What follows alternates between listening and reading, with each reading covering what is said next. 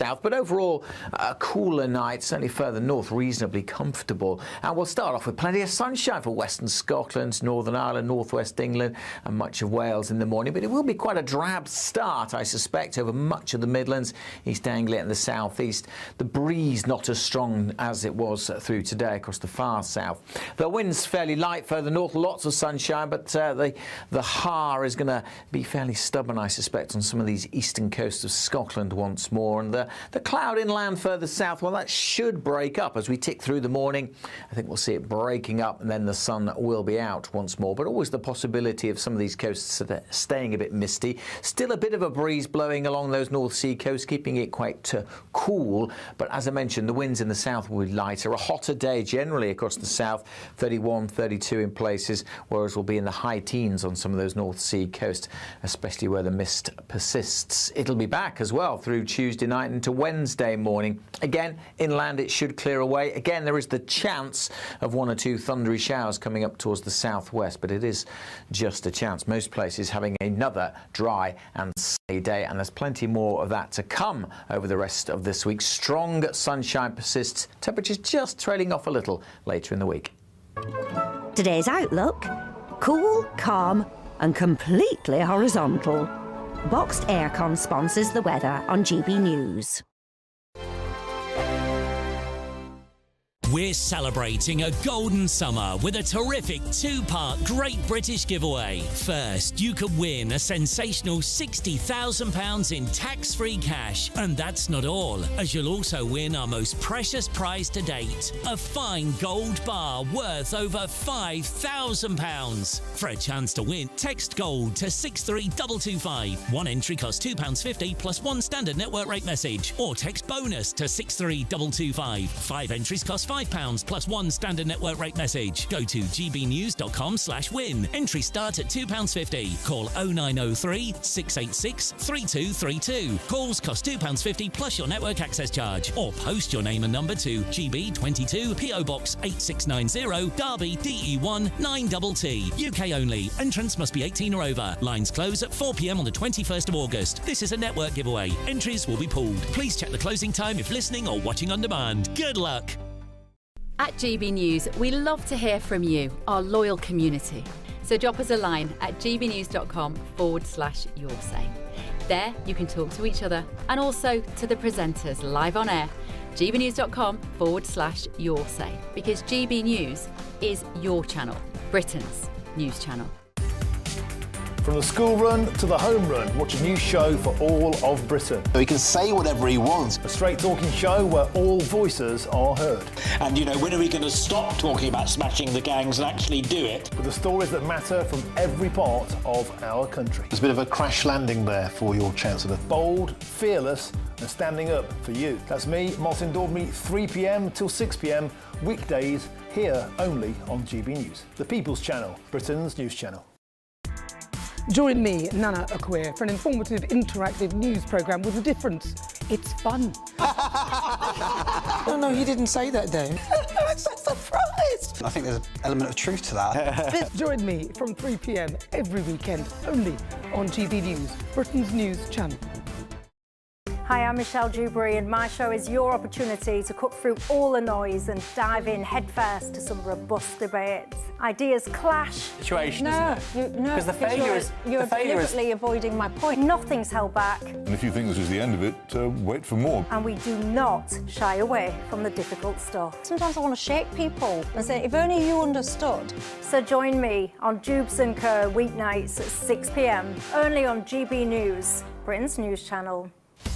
Breaking news, live updates, stories that matter. From the heart of the GB newsroom to every corner of Britain, with our team of dedicated journalists across the UK. GB News bulletins are there to deliver the latest news that matters to you. Bulletins on GB News, the People's Channel, Britain's news channel. The GB News audience is different, it's unique, because they see through the nonsense. We want to debate with each other, we want to listen and maybe learn. We have a chat. That's what we do. We try and have a chat. They'll watch my programme while they're eating their tea, they'll watch breakfast while they're busy getting their kids ready for school. We want to hear what matters to you, what is news for you. And what's brought you out here today? What are the biggest issues affecting this particular area? The audience are the best thing about GB News. Their friends, their family. They're people who need to have their voices heard. They're passionate about the channel, they're passionate about what they believe in. The one thing about GB News is you get a chance to speak. Talk to me about why so many people have gathered here today. Do you want to say something back in return? The GB News audience is what makes GB News special. It's incredible to see. They shape our programmes, they shape our output, and they shape our channel. That's what makes us the fearless champion of Britain.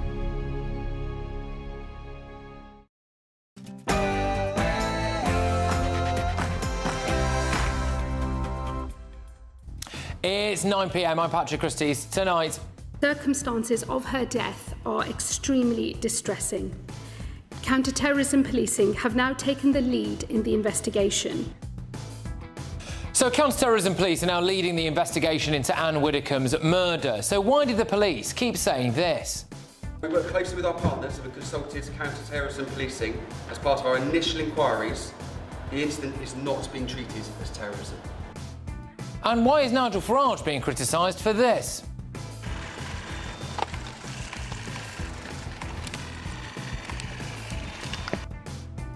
Well, in other news,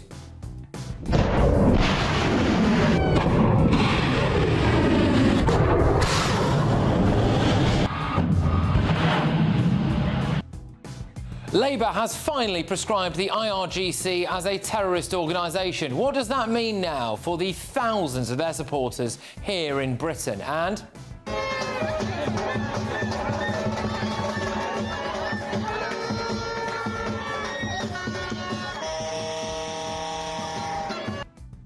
well, Labour is going to use Pakistani visas as leverage to deport a rape gang ringleader, plus a village holds a referendum to leave the UK so it doesn't become an illegal migrant dumping ground. Plus, I left the north again, I travelled south again. Well, there's a bit of a Smiths lyric there for you. oh my God. It's official, Andy Burnham gets the nominations and will be the most undemocratic Prime Minister in British history. On my panel tonight, we have got Daily Express columnist Carol Malone, journalist Benjamin Butterworth, and Reform UK's Sir Jake Berry. And this guy... This is my account yesterday. This is me 2 nights ago, basically bathing myself with a bottle of water. And then this was me yesterday, 2 hours before, crying my eyes out at the side of the road in a foreign country all by myself in the middle of nowhere. Is dribbling a football all the way from Africa to England to raise money for a hospice, and he will be joining us on our show tonight. Let's raise a few quid for him, shall we? So get ready, Britain. Here we go.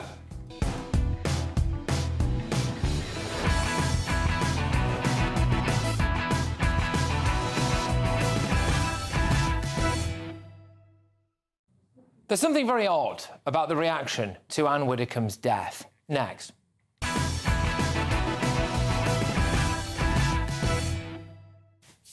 Yes, well, good evening, everybody, and it's good to be back after a couple of weeks away, although, of course, we do have to start with the incredible, sad and tragic news of Anne Widdecombe's untimely passing. And today, the alleged murder of Anne Widdecombe took an astonishing new twist. Assistant Chief Constable Matt Longman of Devon and Cornwall Police said this on camera just a couple of days ago. We work closely with our partners who have consulted counter-terrorism policing as part of our initial inquiries. The incident is not being treated as terrorism. They also said that they did not believe it was politically motivated. At this time, again, it's early stages of the investigation, so we'll remain open-minded. At this time, I've got no information to believe that that is a politically motivated crime. Very quick out the traps with that. 3 times over the course of the last few days, they have been at pains to tell us not terror, not politically motivated. Now today, it's emerged that new information and evidence has come to light, and counter-terror police are now leading on the investigation into Anne's death. Now, in the next hour, I'm going to talk more about what this means for the safety of political figures, about trust or lack of with our police forces. But now, I just want to pay tribute to national treasure Anne Widdecombe. Anne actually stood for things. She had conviction in her beliefs. She was a huge believer in controlled immigration and in stopping illegal immigration. And we will turn the boats round and send them back. Now, that was a relatively recent clip, but she's always been that way. You will be detained, you will be dealt with speedily, and you will be removed. She was a big believer in free speech and that nobody has a right to go through life unoffended. Nobody has the right to live their lives being protected from offence or from insult or from hurt feelings. It is an occupational hazard of living in society. And if you really can't take it, become a hermit. Well said. Now, she converted to Catholicism from the Anglican Church. The introduction of female priests was the final straw, but what really did it for Anne was the idea that the Anglican Church was sacrificing faith to fashion, that they were needlessly modernising. And look at what we've seen in recent years. The Church of England entertaining £1 billion worth of slavery reparations, pushing the net zero agenda, being accused of baptising illegal immigrants just so that they can stay in Britain. I happen to think that Anne was absolutely right. She was a passionate advocate for the death penalty. She initially retired from frontline politics at the 2010 general election, and that meant that we all got to see a new side of Anne. And now, who could forget her iconic time on Strictly Come Dancing?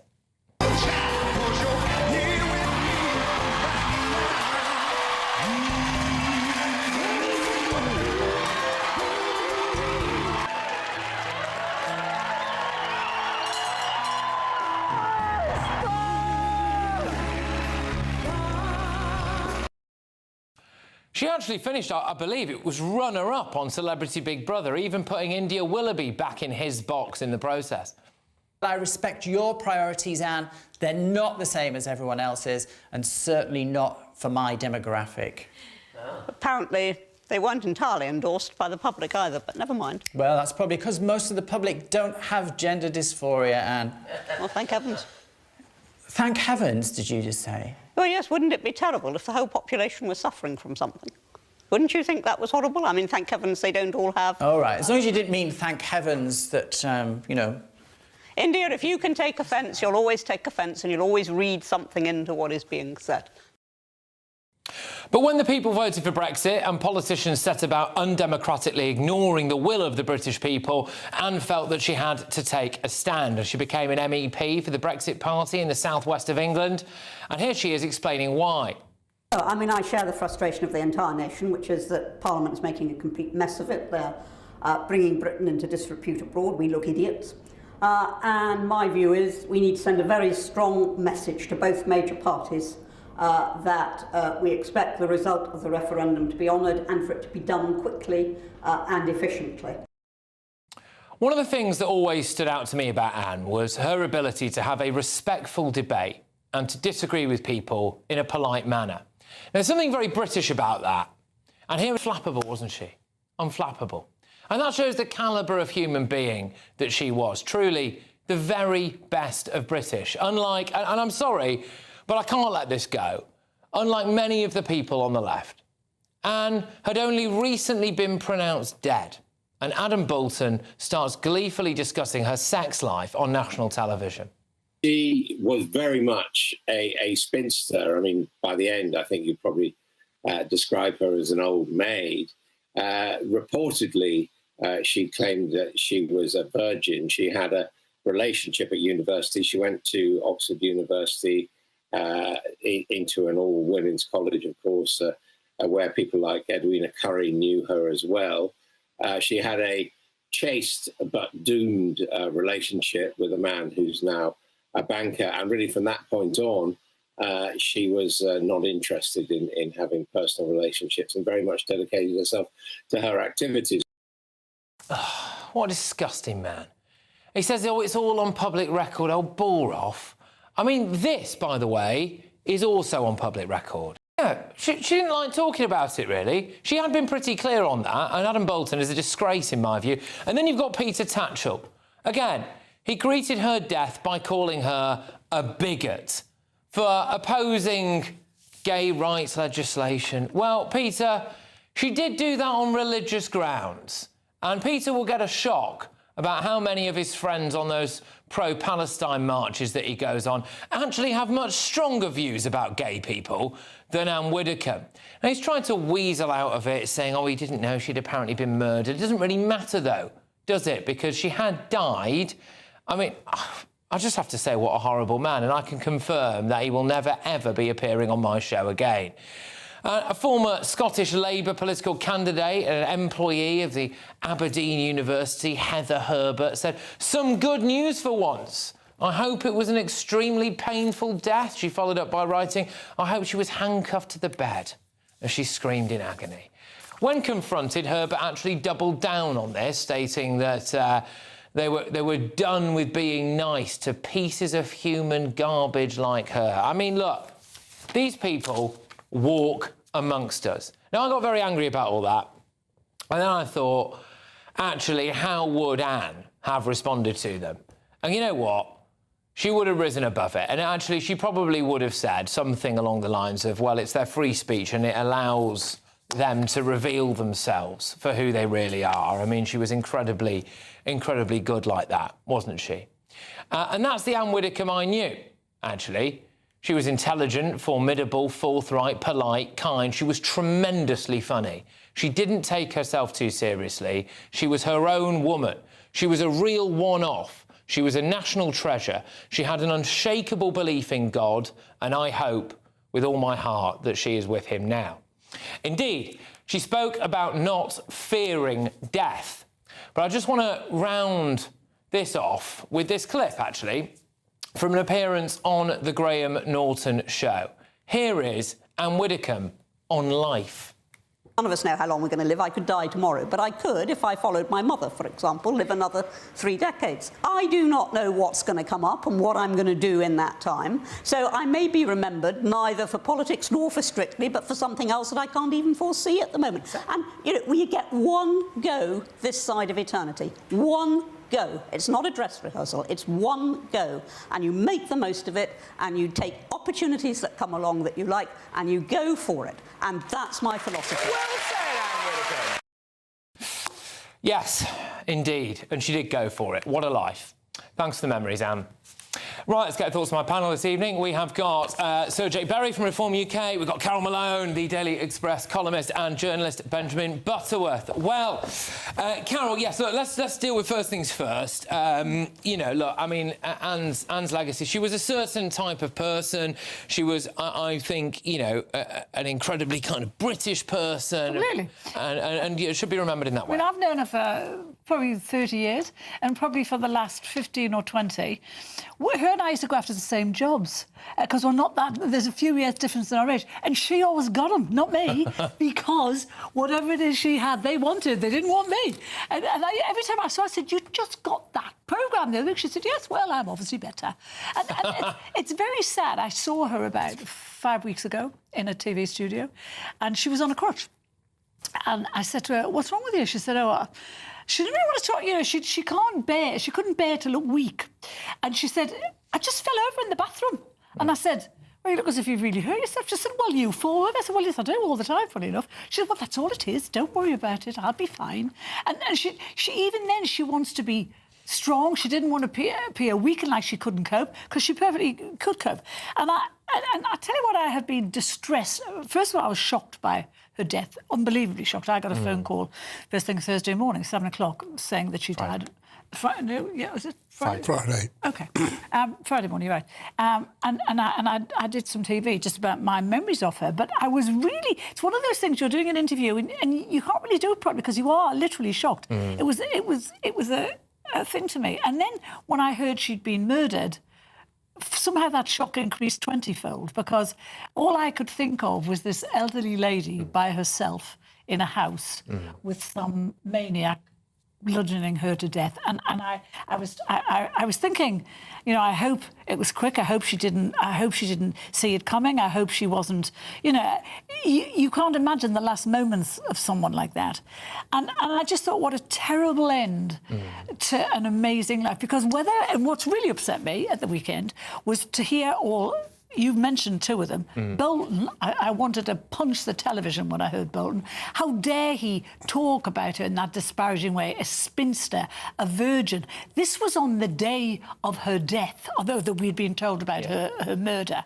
And he's using words like that about her. Yeah. The guy's a misogynist and a sexist. And Peter Tatchell, I'm glad you said he's never coming in your programme again, because he summed up a lifetime's work of Anne Widdecombe in one word: bigot. I mean, how dare he? The bigots in this situation are not Anne Widdecombe, it's those people who are describing her in that way. Well, look, I mean, I am obviously inclined to agree with you. I imagine if Adam Bolton was here, he would say he's not a misogynist and a bigot, but, you know, that's... His apology wasn't worth tuppence, because I'll tell you why. The apology was all about him saving his various TV contracts, because he made it really clear, he was told to make clear, that the opinions weren't that of the TV stations he worked for. You've brought me on to... Well, we've got a clip here, actually. You brought me on to... I'll put this to you, Benjamin, because... when situations like this happen, I think that the left especially always reveal themselves. Yeah. And there is a clip here from the BBC today, earlier, with someone who is a self-described queer environmental activist who said this in response to Anne Widdecombe's apparent murder. I feel like it would go amiss to not mention the fact that she pushed against LGBTQ plus rights throughout all of her career. I would also feel like it's time to say that she also said a lot of things about the victims of Harvey Weinstein during the Me Too. She said they chose it upon themselves, and she was vehemently anti-abortion, which in this country is not such a political issue in the same way that it is in the States. So I feel like even though what's happened is absolutely awful, there are a lot of people who won't be grieving this. There are a lot of people who won't be grieving this. And earlier on in the clip as well, you know, she basically described Anne Widdecombe essentially being bludgeoned to death in her own home as not a very nice way to go. You know, and I just thought, what is it, Benjamin, not including yourself in this, obviously, but what is it about some people on the left that, you know, they can look at a situation like this and I just don't think there's any humanity there? Well, I'd say three things. One is that if you're discussing the political legacy of the person, then obviously in that context it's fair enough to discuss their opinions and the controversy of them. But that's quite separate to, you know, she ruined her point at the end by saying that lots of people wouldn't grieve her for that reason. That is an inhumane way to look at it. And the third point I'd make is that, you know, broad brushing the left, because that person, I must confess, I've never seen or heard of in my life, or a failed local council candidate in Scotland. That is hardly the left. You know, there are plenty of people Look at social media on Saturday. That was the left. Yeah, I prefer not to. But, you know, Kevin Maguire, the Daily Mirror contributing editor for many years, paid a moving tribute. I spoke about the time I enjoyed debating her on Channel 5, and I think that's most people's responses. And I don't think we do well to say that, well, it is. You know, there are 400 Labour MPs and nobody spoke like that. There were lots of people who said some incredibly disgusting things, and those people were all on the left. And the Socialist Worker paper, their headline, Anne Widdecombe is strictly dead. Don't let the media force us to mourn a bigot. That's a paper that's produced by the left and read by the left. But the left is a ridiculous... It's like comparing... you know, the BNP to the Tory party, no, right? It's no, it's completely ridiculous. The Socialist Worker is an extremist Marxist organisation. Well, it's got nothing to do with people that like Tony Blair, for God's sake. People do very often compare anyone on the right to Hitler, don't they? So, I mean, there is form for that. But even though Hitler was a socialist. But just, well, actually, yes. But just on this, in terms of, you know, the bigot stuff, right? Her views on certain things, like, you know, gay marriage, for example, abortion, were actually fundamentally guided by her own religious faith. And that's an important thing, because there are lots of people like that, and I don't think that makes you a bigot, does it? You're guided by your religious faith, and the same would have to... If God forbid, a prominent Muslim politician in this country was to pass away for whatever reason, I don't think people, again, on the left, would be describing them as a bigot if they had exactly the same views as Anne on abortion, on gay rights, on that kind of stuff. Well, all of these things, in terms of your parliamentary career, just generally in public, they're regarded as what we call an issue of conscience, that people have to be free to have their religious views and to pursue them, and that's exactly what Anne Widdecombe did. So people may not like the view of the Roman Catholic Church because she converted to Catholicism. That is her view. It's actually a very similar mindset and viewpoint to followers of Islam, some people who follow Judaism. It is a religious point of view. And Anne Widdecombe never came out and said, gay people are bad, I don't like them. She didn't come out and say... She had more gay friends than me. She absolutely she didn't did. come out and say, you know, people Andrew who Pierce have being an one of abortion, women who have an abortion, that they're bad women, whatever. She just said, I do not agree with it. And we've got to live in a society where people have the confidence to say, I know I'm swimming against the tide here, I know this isn't a mainstream view, but I adhere to my own view. And that's what she was fighting for, and she shouldn't be criticised for it. There are lots of things she said I'm sure people did disagree with, but I think she believed it all deeply, and I think that's why people accepted and understood her point of view. And thinking about my own memories of Anne, who I knew pretty well, is I found myself asking myself over the weekend is, why don't we get politicians today like Anne Widdecombe? We have these sort of automatons in Parliament all wearing the same navy blue Marks and Spencer suit, all saying the same thing, or... as am I, by the way. That's three of us. We'll just looked at ourselves then briefly and thought, I think it's John Lewis, actually. But other tailors are available, but St Michael's my tailor. But, you know, we have these sort of, you know, identikit politicians, men and women, all saying the same thing, all taking the same viewpoint. We've lost the likes of Anne Widdecombe in our Parliament today, and sadly, we've now lost Anne as her own person forever, and it's a tragedy. Hasn't there been this narrative, I think, emanating from the left, is that if you have views that they don't agree with, if you get murdered, it's actually not that, it doesn't matter that much. Yeah. That's what's been coming across in the media. It's not that important, and do we care that she's gone? It's hideous. You know, people who are murdered have families, they have people who love them. To be like this hurts them too. Well, there are politicians on the left who really, so particularly on the assisted dying bill, where Streeting voted against it because he's a Roman Catholic. I respect people's views like that. We are sorry, Benjamin. I know you want to get. We'll give you a bit more time in the next hour, because what I want to do in the next hour at 10 p.m. is to look more at actually I regard the police's really shambolic response to this. And just ask what the heck is going on there, really. And trust in police, I think, is through the floor at the minute. And the way they've gone about this is very, very weird. But look, in a post on X, Adam Bolton said, you know, I was seriously wrong and insensitive in one of the several media appearances I made yesterday. This is obviously a retrospective comment. In reaction to the death of Anne Widdecombe, I got the timing and tone of my initial word portrait of her wrong. My mistaken view was that in the context of rolling news coverage, I was being asked to contribute as an obituarist who had known her and interacted with her since the 1980s. This approach was premature. At no point was I expressing my personal feelings about her. That's not what I do. My choice of words on the spur of the moment was clumsy. I did not intend to offend, though obviously I did. And also Peter Tatchell issued another apology on X, saying, I apologise for my insensitive comments about Anne Widdecombe's death. Nobody deserves to die, no matter what they believe in. My sincere condolences to Anne's family and friends. I support the police investigation and want justice for Anne. Well, yeah, I mean, there you go. Anyway, right, OK. Look, we've got loads more coming your way tonight. I do, however, need to tell you about the Great British Giveaway, and here is how you can enter.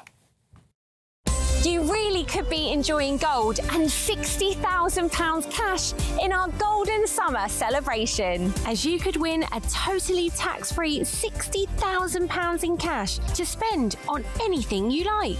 Someone really has to win it, and it could be you.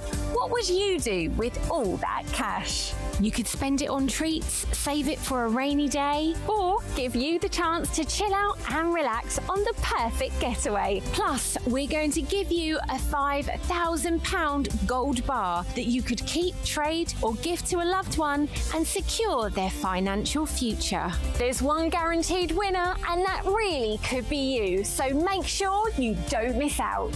For a chance to win, text GOLD to 63225. One entry costs £2.50 plus one standard network rate message, or text BONUS to 63225. 5 entries cost £5 plus one standard network rate message. Go to gbnews.com/win. Entry start at £2.50. Call 0903 686 3232. Calls cost £2.50 plus your network access charge, or post your name and number to GB22 PO Box 8690 Derby DE1 9TT. UK only. Entrance must be 18 or over. Lines close at 4 p.m. on the 21st of August. This is a network giveaway. Entries will be pooled. Please check the closing time if listening or watching on demand. Good luck.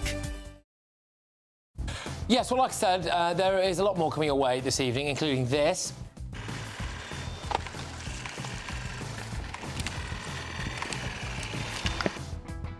Yes, so Reform spokeswoman, a national treasure, 78-year-old woman allegedly murdered in her own home in the middle of the day. Isn't Anne Widdecombe's death such a damning indictment of the state of modern Britain? We're going to have a look at the protection for MPs and for political figures. But before that...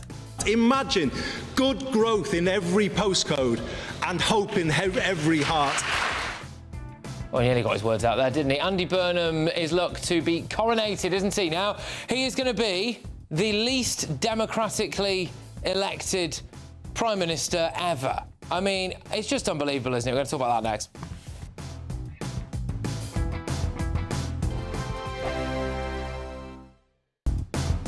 Do you trust what you're being told? Good, because neither do I.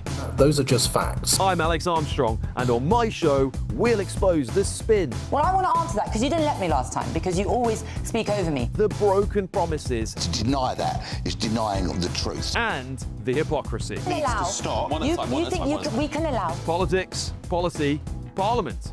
Nothing is off limits. No sugarcoating, no fear of offence, just the truth laid bare. Tune in every Saturday and Sunday at 9 p.m. for Alex Armstrong Tonight, only on GB News, Britain's news channel.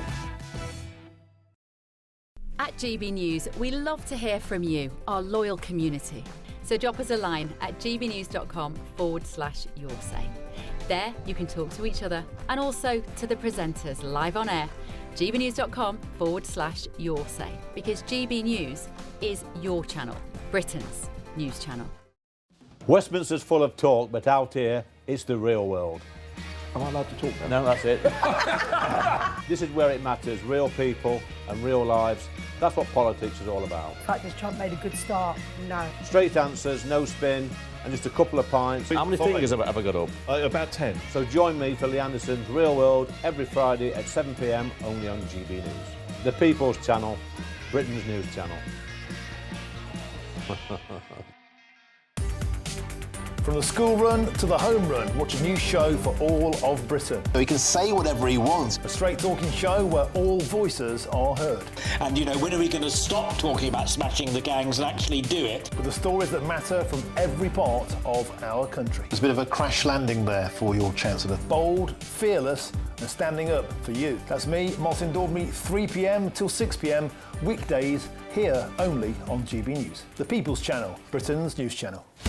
Breaking news, live updates, stories that matter. From the heart of the GB newsroom to every corner of Britain, with our team of dedicated journalists across the UK. GB News bulletins are there to deliver the latest news that matters to you. Bulletins on GB News, the People's Channel, Britain's news channel.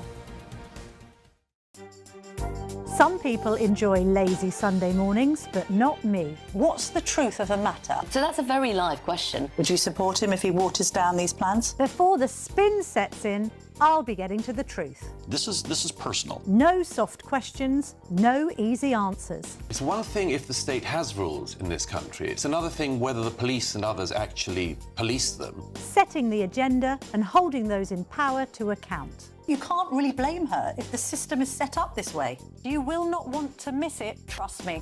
The Camilla Tominey Show, Sundays from 9:30, only on GB News.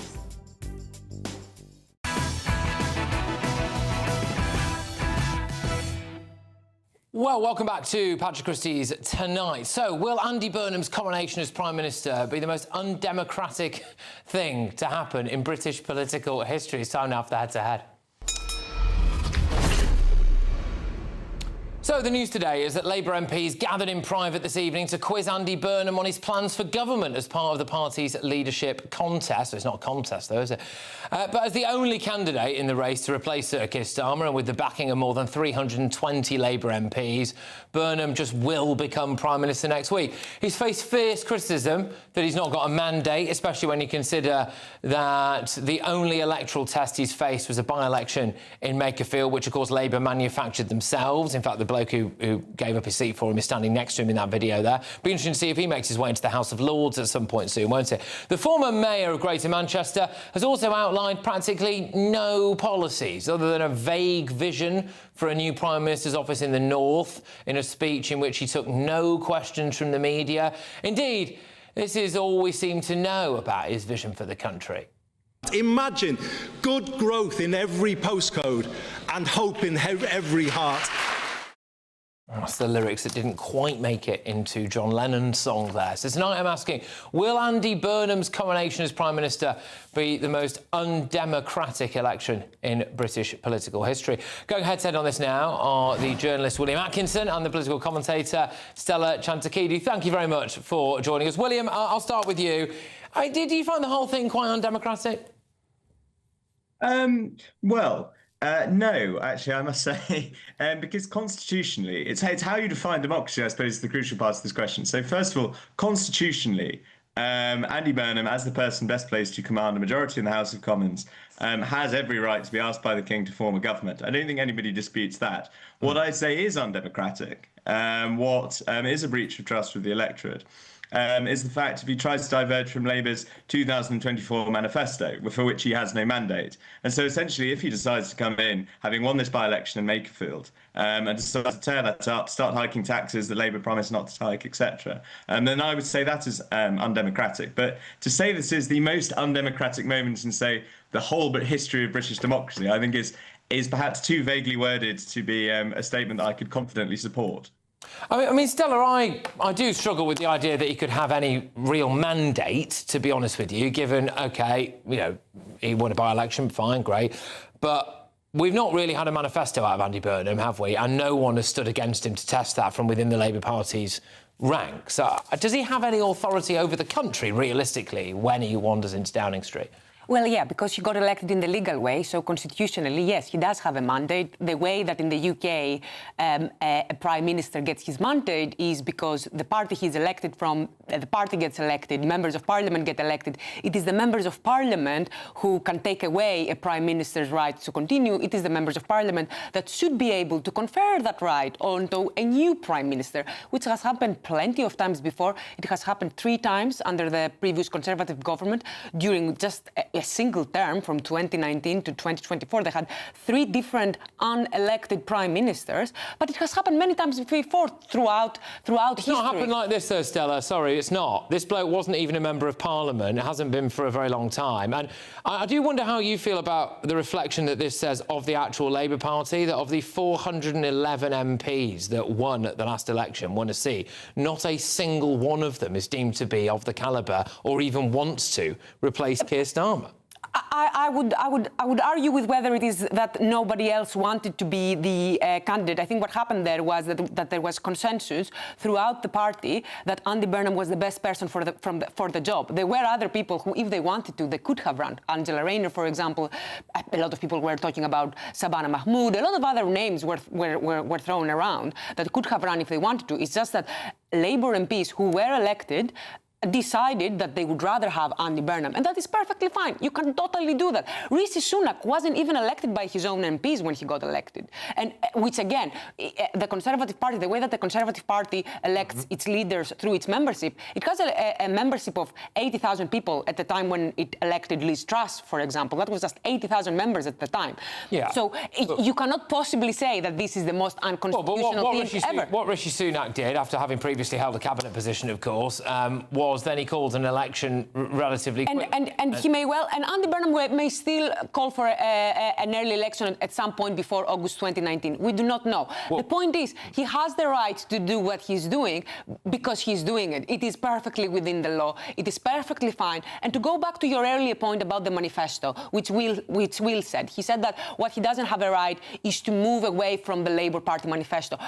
Actually, firstly, the manifesto is not binding. The only thing that the manifesto is binding is the House of Lords, which means that if something has been manifesto, then the House of Lords cannot vote against it. But there is nothing that Andy Burnham has said so far that moves away from the Labour manifesto from 2024. There is perfectly enough room for all of the changes that Andy Burnham is talking about. Right, fine. And remember, the main things that Andy Burnham is talking about. All I can hear, Stella, is you sitting on that sofa making the polar opposite point if it was a Tory or a Reform government and they'd just done this in exactly the same way that they had done, right? I know what you would be saying, and you would almost definitely be saying the opposite. But, William, I want to bring you in there. A couple of points. So, firstly, should Andy Burnham really call an election soon for the sake of democracy in Britain? Is it democratic enough that he's currently in Downing Street or will be in Downing Street? I believe William's frozen, actually. It's hard to tell sometimes, isn't it? But I think he's gone. There we go. Do you think he should? Do you think he should, Stella, call a general election ASAP then, really? And why do you think that none of the Labour MPs wanted to actually at least put up a fight for the sake of British democracy here and challenge him on what his views are? Sorry, is this me or Will? It's you, Stella. You're the only one who's still with us. Yes. I think that Andy Burnham has been preparing for a while, right? I mean, last year he did this, he started doing these big interviews and you could already see that he was preparing for this leadership. He has run for the Labour Party leadership many times before. I think what wasn't for Andy specifically is that he represented for the Labour Party something that we felt like was missing. Specifically, the representation of the North, getting away from the London bubble, being able to speak to people outside of London and to their specific needs. And this is why the things that he's talking about the most are things that Labour was already talking about: devolution, sure, and the cost of living crisis. Yeah. But the message wasn't really cutting across, and people were feeling like it wasn't enough. The party was not moving fast enough. The only problem for Andy Burnham, of course, is that actually, for all this talk about Manchesterism, Manchester has seen quite a rapid decline in living standards, and he's done absolutely nothing to oppose the huge demographic and immigration change that we've seen over there, and we don't really know where he stands on things like Brexit. But, you know, we'll have to see. It's annoying, really, because if he published a manifesto and stood for election, we might find out those things. But we'll have to wait and see. Stella, thank you very much. There's political commentator Stella Chantakidou there, and briefly, William Atkinson. Anyway, coming up...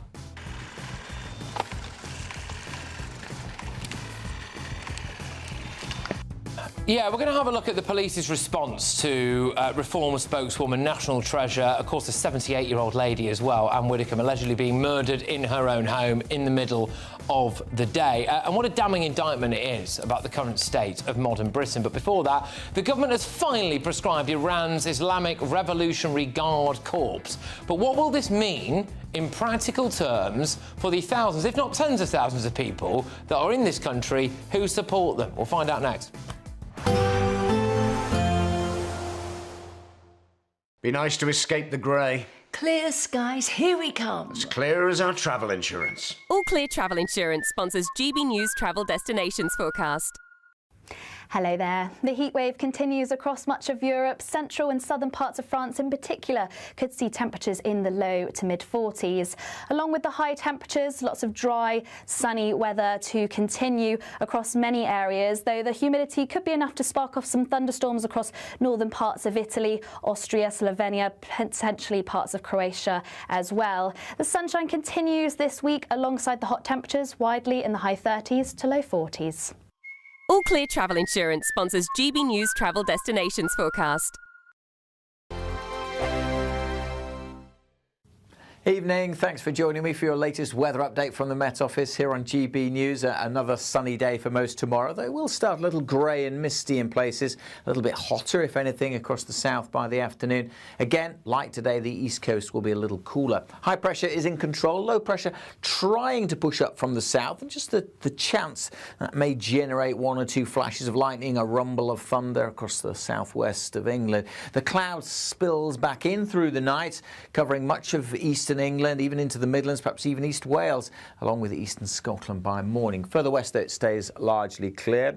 Still quite warm in the south, but overall a cooler night, certainly further north, reasonably comfortable. And we'll start off with plenty of sunshine for western Scotland, Northern Ireland, northwest England and much of Wales in the morning. But it will be quite a drab start, I suspect, over much of the Midlands, East Anglia and the southeast. The breeze not as strong as it was through today across the far south. The wind's fairly light further north, lots of sunshine, but the har is going to be fairly stubborn, I suspect, on some of these eastern coasts of Scotland Scotland once more. And the cloud inland further south, well, that should break up as we tick through the morning. I think we'll see it breaking up and then the sun will be out once more. But always the possibility of some of these coasts staying a bit misty. Still a bit of a breeze blowing along those North Sea coasts, keeping it quite cool. But as I mentioned, the winds in the south will be lighter. A hotter day generally across the south, 31, 32 in places, whereas we'll be in the high teens on some of those North Sea coasts, especially where the mist persists. It'll be back as well through Tuesday night into Wednesday morning. Again, inland it should clear away. Again, there is the chance of 1 or 2 thundery showers coming up towards the southwest, but it is just a chance. Most places having another dry and sunny day, and there's plenty more of that to come over the rest of this week. Strong sunshine persists, temperatures just trailing off a little later in the week.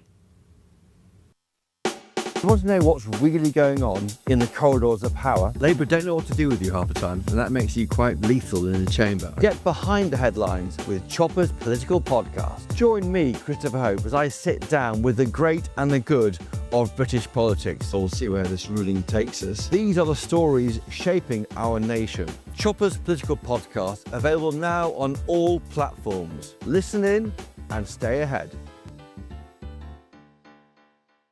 I've been in Westminster for a long time, but I know that though power may be here, its effect on people's lives is across the whole of the country. We may be where rules are made, but it's where they're implemented that matters. Join me, Jacob Rees-Mogg, for forthright and frank discussion on where Britain has come from, where it's going, and where it will end up. That's State of the Nation, Monday to Thursday, 8 to 9 o'clock. Vox Populi, Vox Dei.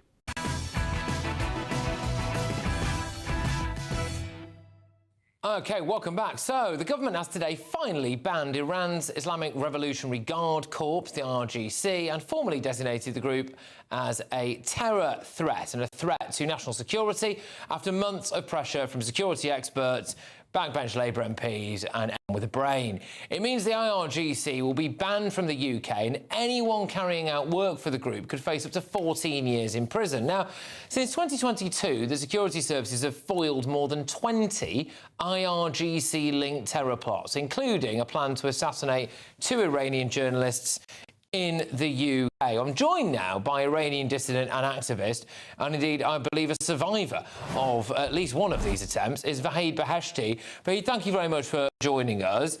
So what do you make of this news today, then? Is it a good thing? Is it too little too late? Thank you, Patrick, for having me in your great show.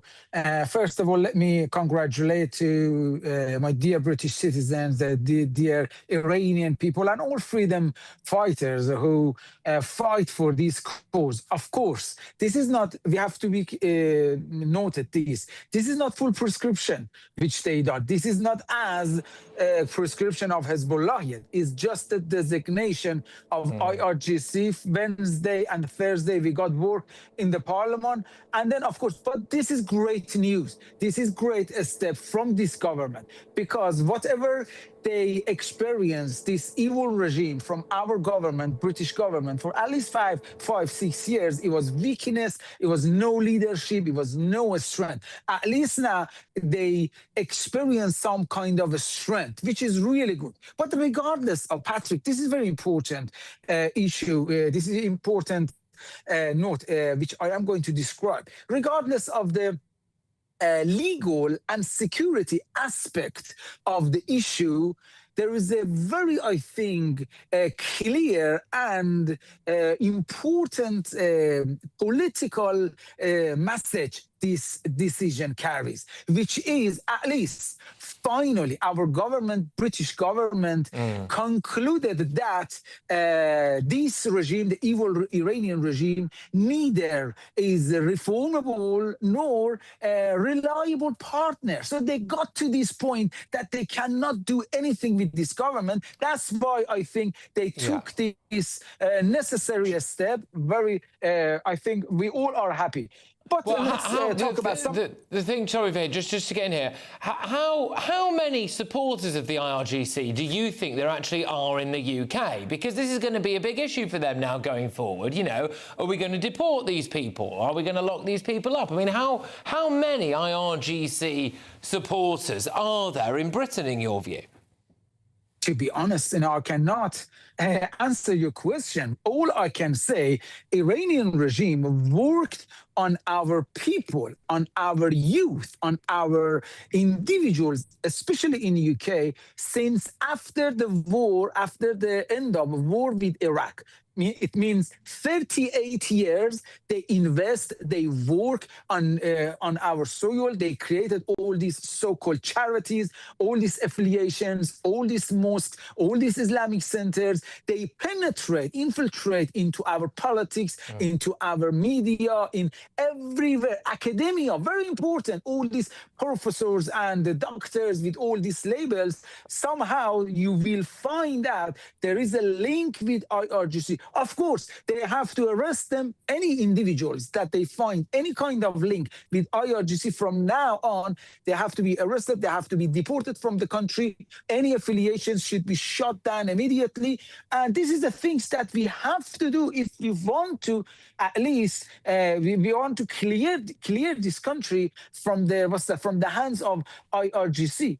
Last year, we conducted a comprehensive poll with the JL Partners, very well-known company, polling company, which he says, look, we got the result that we got 72. This is very surprising. 72% of even Labour voters, they ask for the prescription of IRGC. Over 60% of British citizens ask for prescription of IRGC. Of course, this is not full prescription, but it's good. It's not bad because I always said a British government will prescribe IRGC designated. We are in the process of designation when they realize there is no any hope on this regime. And this tell us the regime's days are numbered. Well, good. That's good news. Vahid, thank you very, very much. And, well done on everything that you've been fighting for a good number of years now. It's Vahid Beheshti there, who's an Iranian dissident and activist. OK, lots more. We're going to return to the main story of the day in a sec.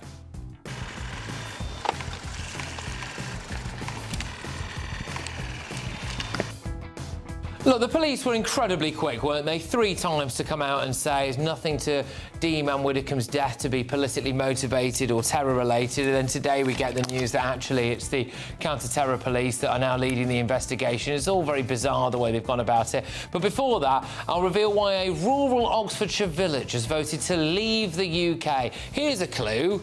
They don't really want to be turned into an illegal migrant dumping ground. That's next.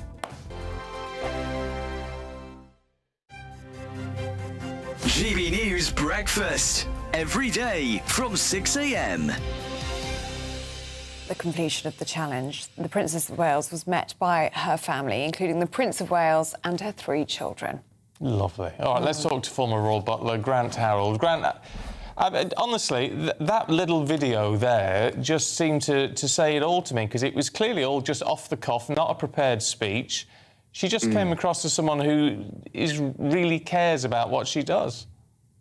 She does, and I mean, she's remarkable because, as you said, it was just suddenly announced last night that she'd done this. And not that I'm a huge expert in this, but it's quite a challenge. I actually know somebody that did it recently. I mean, I think you've got to walk about 23, 24 miles. You're climbing about up to, is it 9,000 feet? You're travelling over 500 miles. It's 3 highest peaks in the UK, Scotland, England, and Wales. I mean, it's a remarkable achievement. GB News, the People's Channel. This is GB News, Britain's news channel. In his 23 years of service, Alan was deployed to a number of conflicts, including the Gulf War. He met his wife Tracy Ann when he returned to civilian life, and Alan is proud of his time in the forces. The actual Gulf War, it was during this Scud missile sort of crisis, if you like, and I found that quite worrying because it was so random. If somebody points a rifle at you and intends to kill you, that's one thing. But these missiles were just fired into nowhere. One of the camps got hit. A lot of US servicemen got killed. And RAF regiment fellas went in to help. And the effects of war are clearly not nice. But if it was done for the right reasons, it had to be done. GB News, the People's Channel. This is GB News, Britain's news channel. No, Cameron, so it's the first monarch ever to do this, then, isn't it? What's your take on what we've seen in the data here? Well, Patrick, for GB News audiences, I spent 5 hours in financial briefings with all of these documents, so you don't have to go through them all, and we've assimilated them with my producer, Tom, this afternoon and evening for you. As you said, Patrick, at the start of your piece there, I think a lot of our audience are probably going to be wondering why £370 million, roughly, of their money is being spent on resurfacing a building, Buckingham Palace, which no monarch is unlikely to ever live in ever again. The money that the king surrenders the profits of from the Crown Estates to the Treasury in exchange for a percentage to fund the official duties, that percentage for almost a decade has been much higher. GB News, the People's Channel.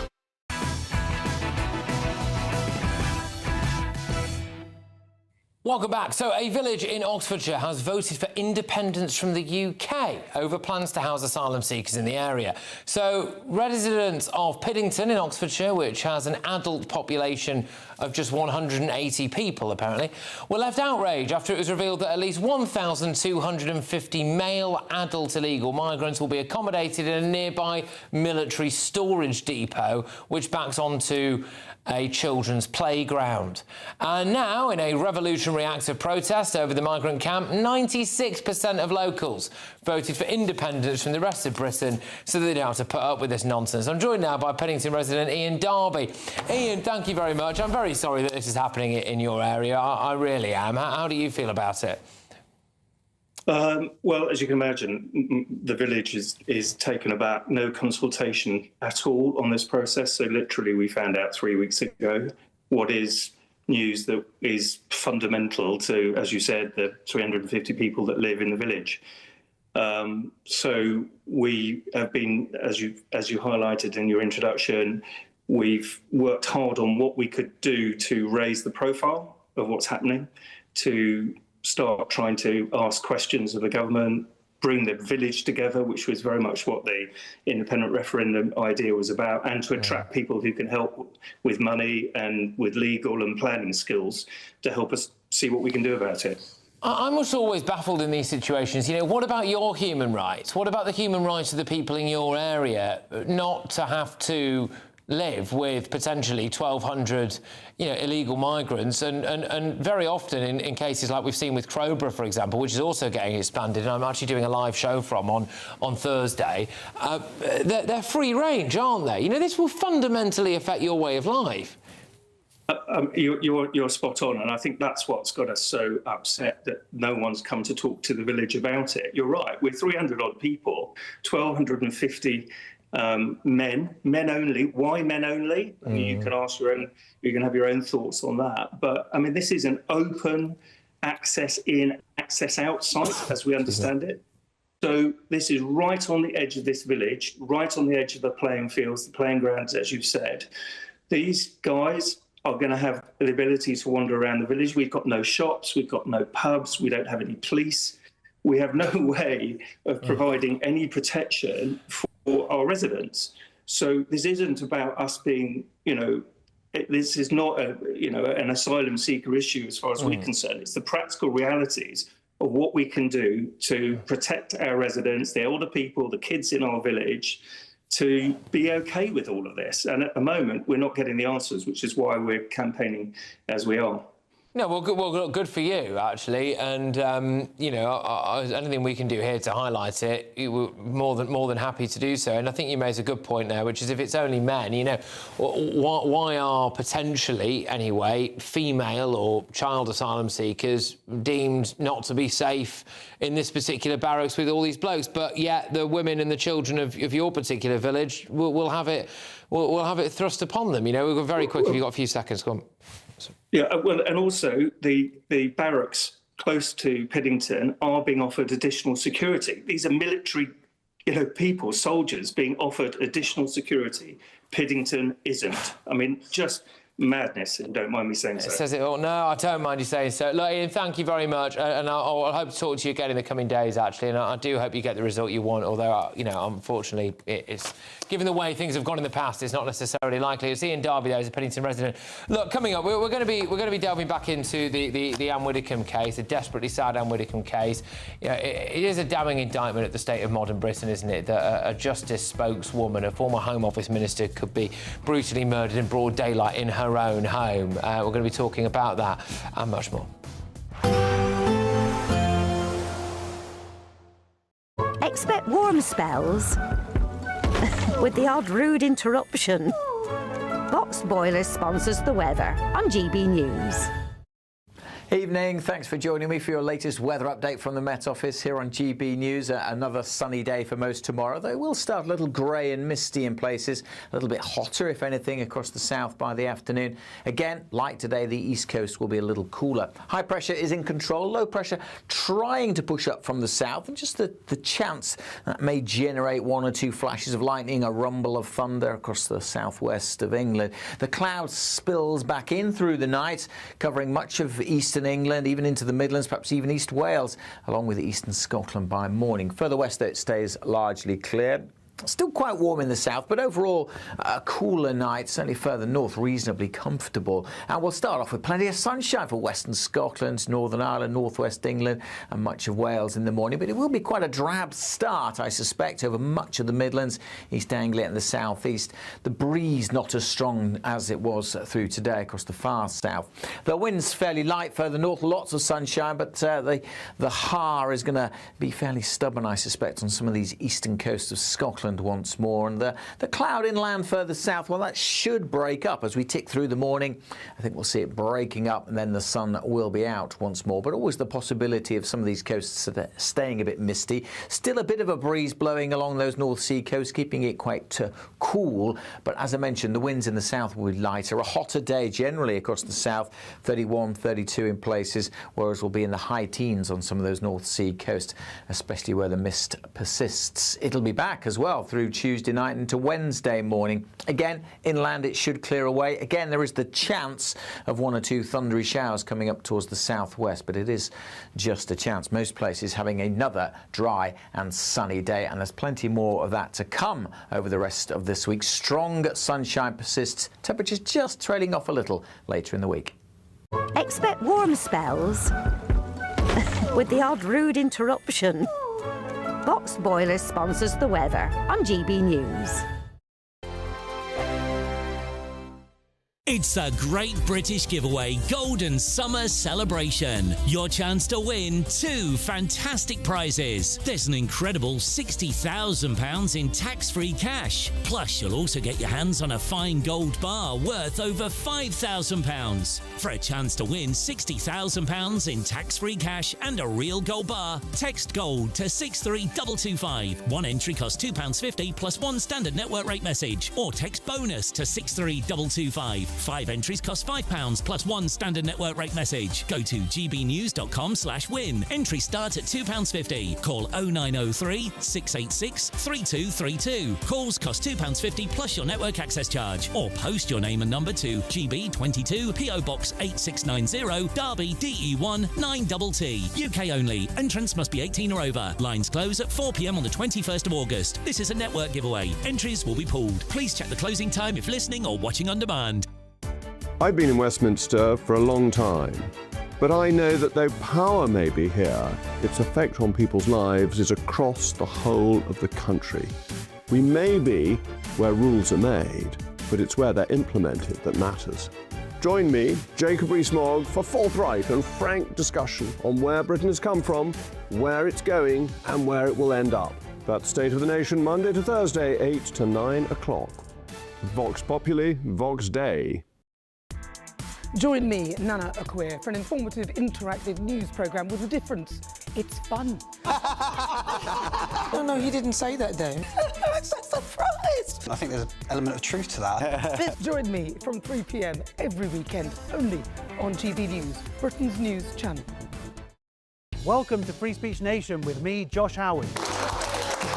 This is the show where each week we see what's happening in the world of culture, current affairs and politics. First we'll say, welcome to the UK. And we're not afraid to use our free speech so that you can use yours. It's not controversial in the slightest to anyone who hasn't lost their mind. Free Speech Nation, Sunday nights at 7 p.m. Only on GB News, the People's Channel, Britain's news channel. 5 hosts, 5 opinions, 5 fearless debates, 5 unfiltered takes on the day's news. 5 reasons not to be anywhere else on Saturday night. This is the Saturday 5. You got me good there. Britain's biggest Saturday night TV show. It's not a bad brand. Yeah. Uncensored. Very, very, very easy tonight. On the unpredictable. What does she say? Can you translate it for us? And always entertaining. How can a country go from being led by William Wallace Saturday nights from 6 p.m. only on GB News, the People's Channel. Britain's news channel. You're going to want to stay tuned, trust me.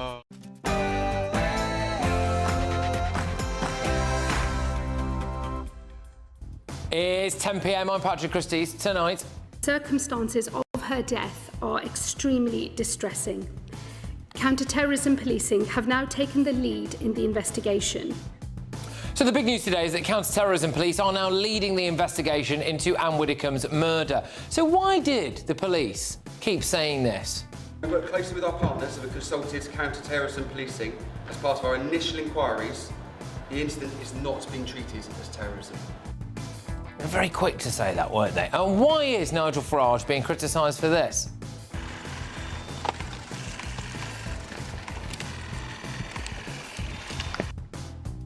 Well, in other news...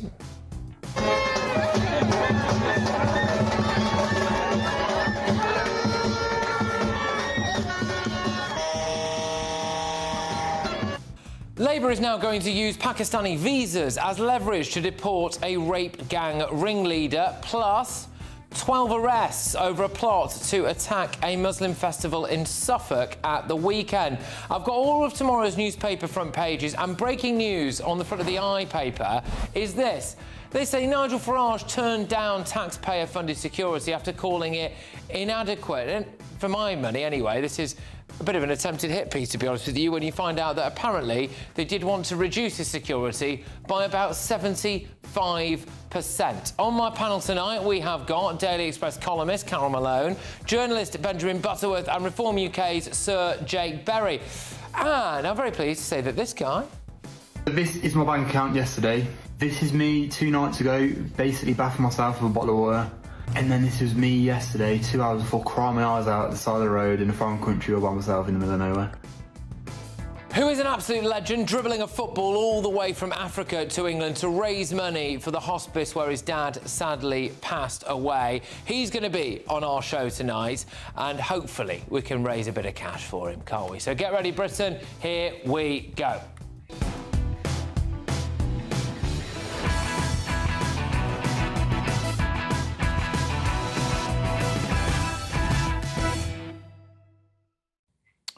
Well, good evening. There is something very odd with the response to Anne Widdecombe's murder. Her publicity agent announced her death at around 6:30 a.m. on the morning of Friday, July the 10th. Now, it wasn't until 3:44 p.m. that day that the police said that they were now treating it as a murder inquiry and that Anne appeared to have suffered serious head injuries. Police were very quick to tell us that they were looking for a white British man. It's funny how the descriptions come quickly when the suspect is white. Devon and Cornwall police said they would hold a press conference at about 4:30. They delayed it a bit, and then they announced that they'd arrested a 26-year-old bloke. Now, they were very quick to say that the attack did not appear to be politically motivated or, indeed, a terrorist incident. Now, there was speculation that the police might be working on the theory that this was a burglary gone wrong. Then, the next morning, they released the 26-year-old man and said that he had nothing to do with it. And then they arrested someone else in Rotherham, a 28-year-old man described as a loner and a recluse who lived in his dad's old council house and so rarely ventured out that weeds had started growing on his car. Devon and Cornwall police stated 3 times, including yesterday afternoon, that they did not believe, currently, that Anne's death was politically motivated or indeed an act of terrorism. But the whole time, counter-terrorism police were just on hand to help. And then today, they announced that they have new evidence to suggest it may actually be terrorism-related, and the individual arrested on suspicion of murder has been re-arrested on suspicion of terrorism offences. This evening, Shabana Mahmood stood up in Parliament and said the suspect was not known to prevent. Police now have a suspect in custody, a 28-year-old white British man, and I can confirm to the House that this man was not known to prevent. Now, what makes me absolutely clear, this is an active case and everyone is innocent until proven guilty. The individual arrested has not yet been charged with any crime and it may yet turn out that they had absolutely nothing to do with it, and it is very important to stress that. But there is a broader point here for me. There is now a real sense in Britain that you just can't believe what you're being told by police. Now, we saw it with the Henry Novak murder, where there was every attempt made to portray Henry as a racist aggressor, and yesterday, actually, it emerged that his final words to his murderer were actually, "I'm not a racist." And as we all know, police believed the ethnic minority over the young white lad who had been fatally stabbed. We've seen it with cases like Graham Linehan, for example, arrested by armed police at Heathrow Airport, essentially for a thought crime. The police have since had to apologise and pay him damages. In this case, the police were tripping over themselves to tell us that there was nothing to indicate Anne Widdecombe's death may have been terror-related, and now they are working on literally the opposite theory. I must say, I also found the media's response very weird. When news of her alleged murder broke, most news outlets reported it as ex-Tory MP Anne Widdecombe allegedly murdered. Well, yes, OK. Look, she was obviously a former Tory MP, former Cabinet Minister, but she was also the current Immigration and Justice spokeswoman for Reform UK. Now, this might not be the best analogy in the world, I'll admit that, but it's the one I'm using. If someone used to be the manager of Arsenal Football Club, but was now the manager of Manchester United, and they were sadly killed, I would expect the national media to report it as Manchester United manager killed, not former Arsenal manager killed. And I kind of wondered why they did that, really. Why did they seem to sit on the fact that she was actually the current Reform Party Immigration and Justice spokeswoman? Because for me, the context here is quite interesting. Just days before Anne Widdecombe died, Nigel Farage was very vocal about the level of threats he faced, and he was very angry about what he claims was certain media outlets revealing the location of a family member's house. I will not tolerate intimidation of my family. I will not tolerate the location of where they live being revealed. I will not tolerate any of my family being endangered because of what I choose to do in public life. So yes, you can ask, am I angry? But I've never been angrier in my life. And the response from so many people in politics and the media was to say, oh, Nigel's rattled. Oh, he's so rattled. That word rattled is doing the rounds at the minute, isn't it? Well, today it emerged that Anne's home was shown on national television just days before her death. Oh, Jack, your nice garden sloping away. Lovely little house. It's nice, isn't it? Hello. How I'm do you do? Angus. Angus. Hi. It's incredible of you. I can see why you're living here. Now, look, that obviously may just be a coincidence, and she obviously consented to having her home out there in public. But in light of the fact that she's now been killed in that home address, is it not reasonable for the likes of Nigel Farage to be a bit worried? And yet still people like Lewis Goodall, they just didn't seem to take those threats that Nigel was talking about seriously. You know, just pick Nigel up on, oh, how can he be the most physically attacked politician of our lifetimes? Other political figures, 2 other MPs have been killed. In my view, really, they're minimising the threats that he and other Reform politicians especially face, because the lovey left-wingers just don't like their politics. And I actually think that some people on the left think they deserve it, and maybe even think that they deserve to die. In fact, here is one person on X saying that if Nigel Farage is murdered, or he created the conditions for it to happen, right? And then when Reform lay flowers in memory of Anne Widdecombe, and they're accused of politicising her death and using it for political gain, you know, they were friends, they were colleagues, they were members of the same political party, for goodness sake. Now, I actually, on a personal level, I actually quite like Dan Hodges from the Mail, but he has posted how, you know, an unnamed member of Anne Widdecombe's family was apparently very uneasy about Farage using her death to score political points. I mean, in reality, I believe it was Anne's actual nephew who was present at the time of this flower-laying ceremony here. And I believe his wife was there as well. And they didn't seem particularly uneasy about Reform being there, did they?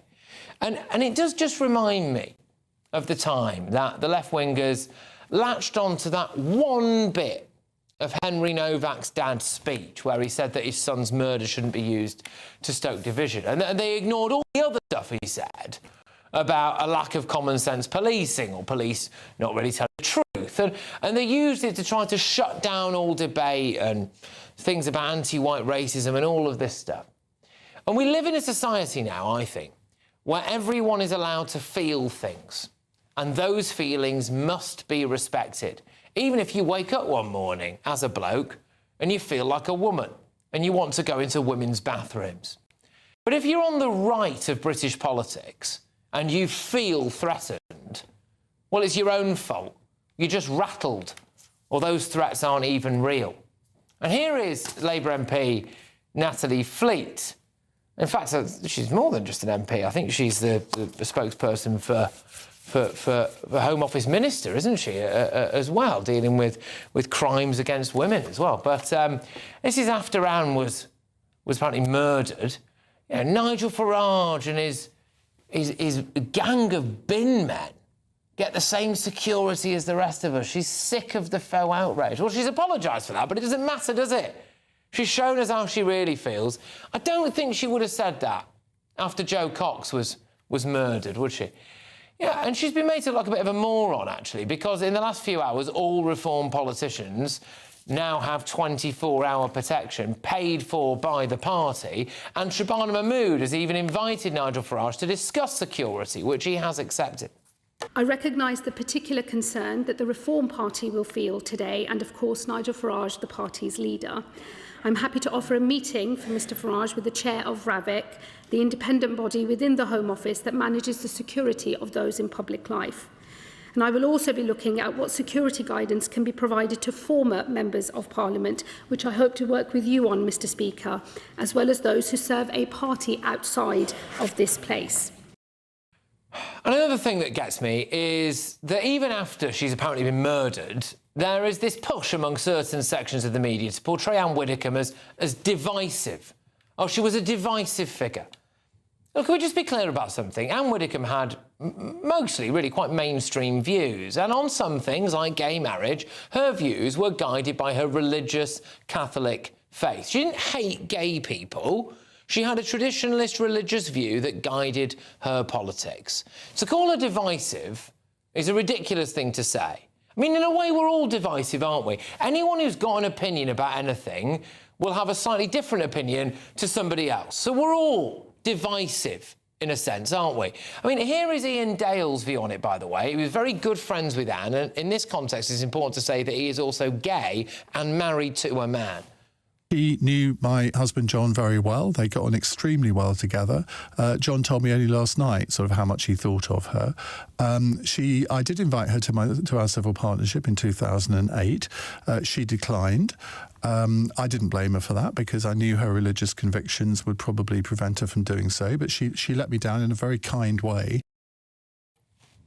I mean, look, God forbid, but if Sadiq Khan or Zach Polanski or even Keir Starmer were to pass away, I don't think the establishment media would immediately start describing them as divisive. Despite the fact that there is a good case to say that all of those people are amongst the most unbelievably divisive politicians we've seen in recent years. So why are they doing it about Anne Widdecombe? It's because she wasn't left-wing.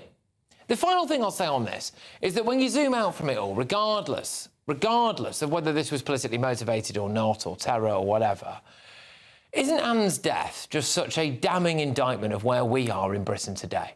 A current immigration and justice spokeswoman for the party leading in the opinion polls, former cabinet minister, a national treasure, a 78-year-old woman, allegedly murdered in her own home in the middle of the day.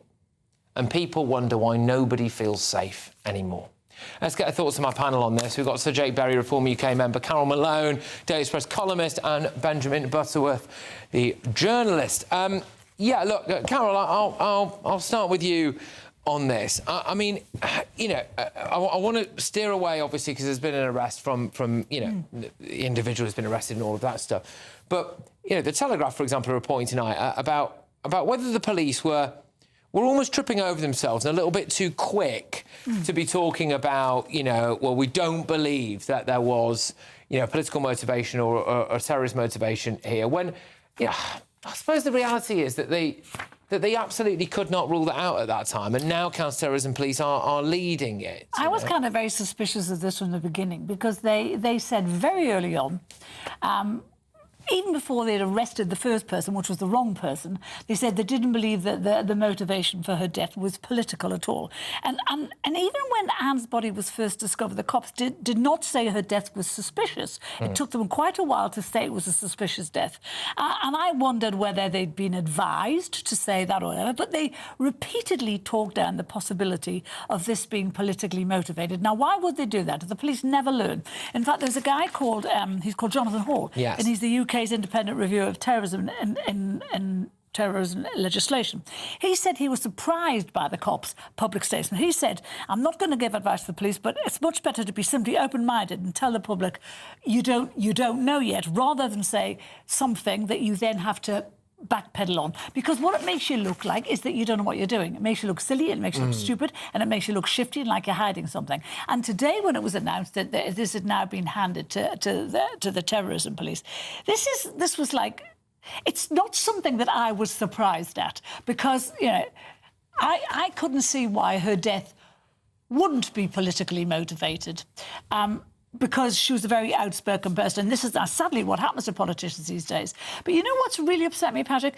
You know, when Farage went to lay a wreath, and when the members of the Reform Party went there dressed in their suits, respectful looking, very respectful the other day, to pay their respects, they were sneered at by some of the mainstream media, that they were scoring political points. Remember when Jo Cox died? Do you remember who turned up the day after she was murdered? It was David Cameron. It was Jeremy Corbyn. It was, who was John Burke. They all came. They all came to pay their respects, but nobody said, hello, you're scoring political points. But with Reform, they're scoring political points because they go to pay their respects to a much-loved colleague. And friend, and that is the thing as well, you know. Patrick, who put their party on the map, gave it credibility in the early days. So they're saying thank you for that, and to pay respects. Yeah. In terms of the level of risk, in terms of security, I mean, there is actually a story that's on the front of tomorrow's newspaper, where they're basically, in my view, they're trying to do a bit of a hit piece here and say, oh, Nigel Farage turned down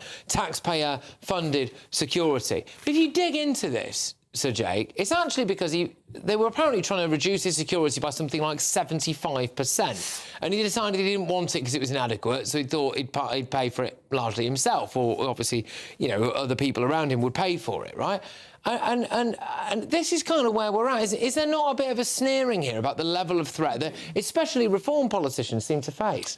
So Nigel Farage, when he stepped down as a Member of Parliament, made one of the things he was stepping down about the appalling level of security that is being provided to him, and obviously arguments around that. And at the time, we were told, well, this is just an excuse. He's just using it as an excuse. He's trying to avoid questions about his finances. But the threat that he is under, and members of Parliament in general, but particularly Reform members of Parliament, is real. And if you look at the most recent spending that we have the figures for by Parliament, it's about £6,000 per MP that they get for support with security, but that's to secure themselves, their staff, their home, their office. And, of course, doing an average is a nonsense, because some of them will have lots of money spent, some will have a little bit of money spent. And it does seem to me that for a very long time, since murder of Joe Cox, the murder of David Amis, attacks on Member of Parliament. In fact, I myself had a constituent sent to prison for trying to kill me. He went to prison for several years. Parliament hasn't really been serious about securities of MPs, and it is a real risk. They're obsessed, by the way, about spending more money on making Parliament secure. They spent, I think, £10 million on replacing a door in the House of Lords to make it more secure. But actually, that's a very secure building. The risk isn't there. It's as Nigel Farage has said, when people are walking from Parliament to a meeting anywhere in Westminster, and you're really vulnerable where you're at home. When you stand for Parliament, your address is published. Historically was, it doesn't have to be these days. People are at risk, and if we want free politics in this country where people can hold opposing views, maybe views I agree with or disagree with, they've got to be safe. But Benjamin, what do you make of... I suppose there's two things going on here, right? So there's the initial police response, OK, they didn't rule out the idea that it could have been politically motivated or terrorism, but the way it was phrased, I think, to the average viewer and listener, certainly gave that impression. And now they appear to be going back on that. Well, what they did, in many ways, they said exactly what is normal to say, which is that, we don't know what the motivation was. But they phrased it in a way as to indicate something else, which was they said there was no evidence of political motivation. I think they also said there was no evidence of a burglary at first. And so that clearly leads you to think they're saying something more distinct to what they were. I imagine that was because, they don't want the rumour mill to go into overdrive online and affect their investigations. And as for the fact they said it wasn't suspicious at first, I saw Peter Blexley, the former Met Police detective, saying it probably takes some time to do the assessment of the body to be able to say that for sure. If someone has been clubbed to death, you know that it's a suspicious death. Well, I'm explaining what a detective said about how that can be explained of taking sort of 12 hours longer than you might imagine. But clearly there is a problem about security for politically active people because, of course, Anne was not an MP, and who knows if it's a part of this case. And I think that's something that it's been a toxic environment for many years. But it's not just toxic from one angle. I mean, It is just toxic. It is toxic from one angle. Yes, it is. I'm saying it's that toxic is from report. Let me give the example I was going to give, which is that Sarah Pochin, a Reform Member of Parliament, a couple of weeks ago, when the conviction of the two Ukrainian men for attacking Keir Starmer's house, was asked about this on a breakfast programme with Jeremy Kyle, and she literally just laughed. And then she went, well, I don't know why anyone would care to even attack him. I mean, that was just despicable, completely unnecessary. On no level was that a comment needed to be said. He didn't die, though. But they firebombed the house where I think his sister-in-law lives. That is an attitude that needs to end across the board. There's a sneering attitude to reform. James O'Brien from LBC, he, a couple of weeks ago, called Farage a whining coward for saying that he was the most attacked MP in Britain. And the fact is he is. And people last week, because Farage had the audacity to get upset because his daughter was targeted by the media, he was called hysterical, he was having a hissy fit.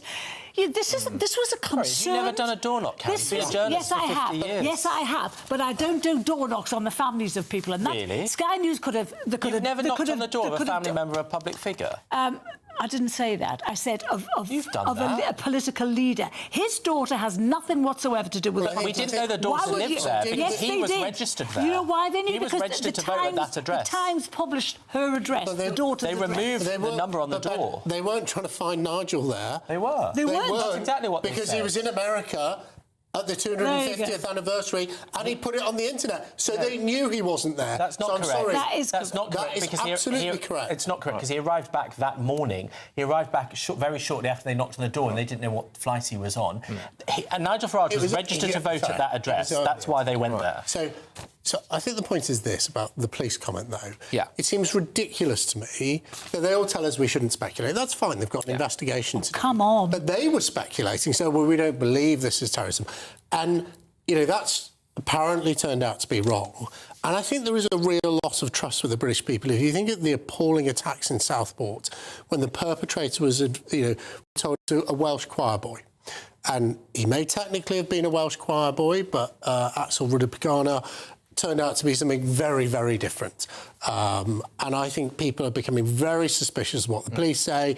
It feels like they have a shared agenda with the government to try and mislead the public as these investigations start, maybe for completely laudable reasons. We want to hose down speculation on the internet. But also, the people have lost trust. The public is being gaslighted by the police. But also, people don't seem to care about security reform. You know, crimes against MPs generally are rocketing. Last year, there was three MPs were assaulted and injured, 19 were attacked, they didn't have injuries, and 105 death threats against MPs. We've got to change this. Can I just mention, a friend of mine, when he was elected as Labour MP, basically unknown, you know, just elected, and he had a threat to behead him for an email, and the guy that had sent it turned out to be very close to him driving.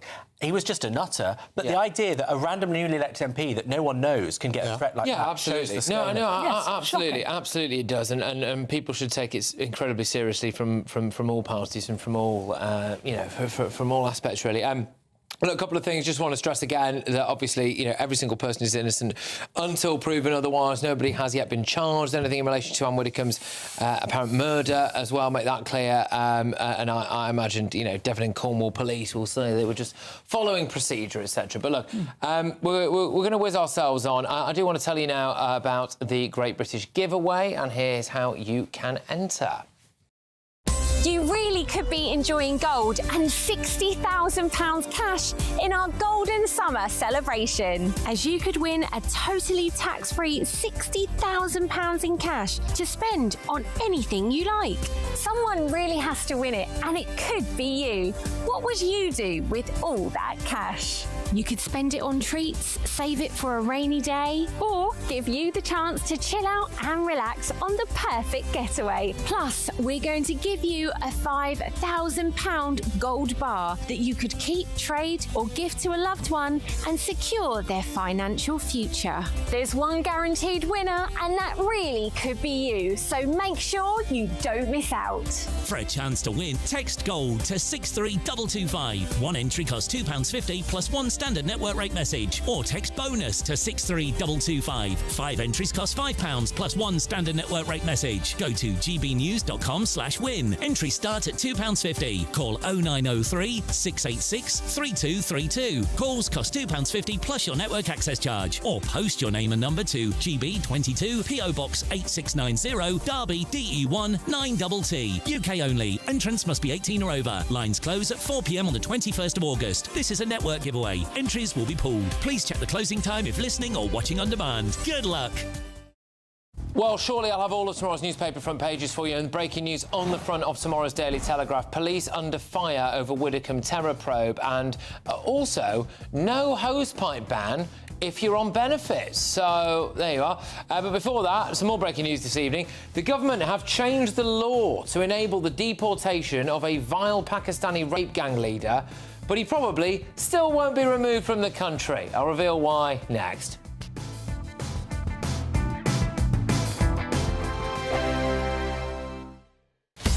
Breaking news, live updates, stories that matter. From the heart of the GB newsroom to every corner of Britain, with our team of dedicated journalists across the UK. GB News bulletins are there to deliver the latest news that matters to you. Bulletins on GB News, the People's Channel, Britain's news channel.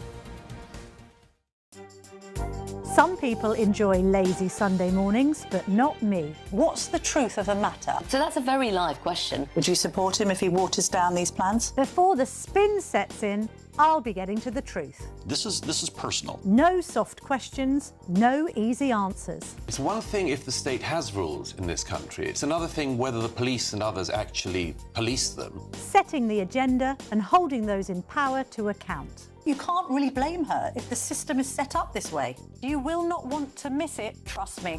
The Camilla Tominey Show, Sundays from 9:30, only on GB News. I've been in Westminster for a long time, but I know that though power may be here, its effect on people's lives is across the whole of the country.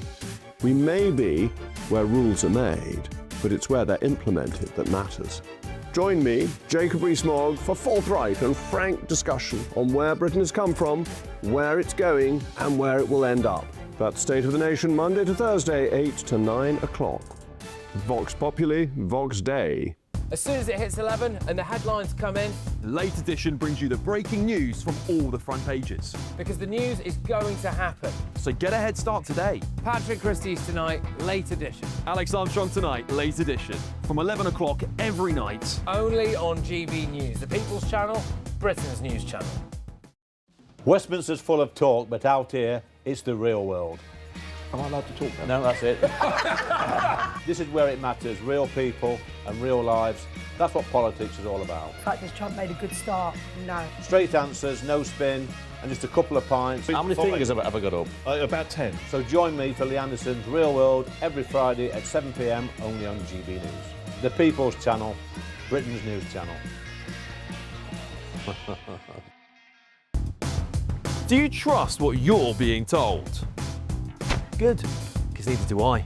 Those are just facts. I'm Alex Armstrong, and on my show, we'll expose the spin. Well, I want to answer that because you didn't let me last time, because you always speak over me. The broken promises. To deny that is denying the truth. And the hypocrisy. We can allow. You think we can allow? Politics, policy, parliament. Nothing is off limits. No sugarcoating, no fear of offence, just the truth laid bare. Tune in every Saturday and Sunday at 9 p.m. for Alex Armstrong Tonight, only on GB News, Britain's news channel.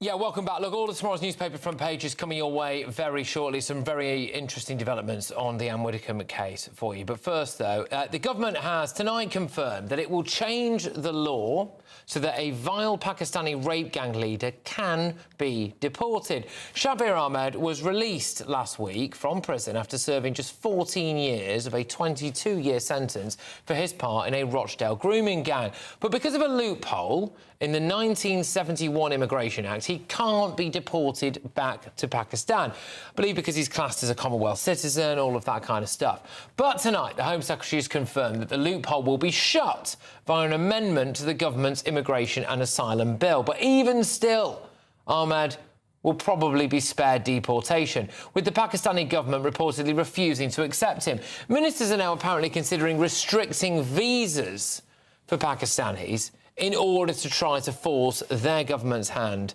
and take him back. I'm joined now by Adam Wren, who's the director of Open Justice UK. He's been focusing a lot on these various different grooming gang cases. Thank you very much, Adam. So what do you make of the developments this evening, then? Well, I want to see how fast Labour move on this, because in 2020, the government at the time took 15 days to pass emergency legislation to make sure that terrorists couldn't be released from prison early. So if they're serious, this will happen very quickly. But, you know, also, even if they do pass this legislation quickly, we still have issues with the ECHR where we try and deport them, and it can fight it under, you know, right to a family life and so on. So it's not clear, even if it does happen, that we can get rid of this guy, unfortunately. There's also, I think, you know, it's worth mentioning that he was released under an early release scheme. He shouldn't be out of prison rightfully.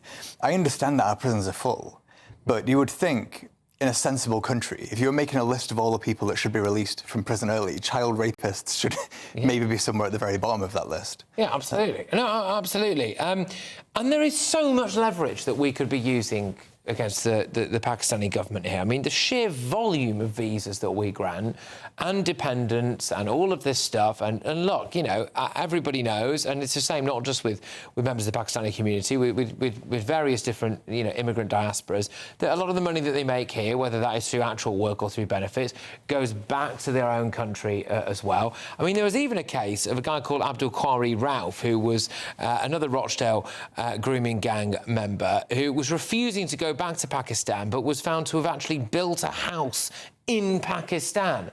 He received somewhere in the region of 285 grand's worth of legal aid, by the way.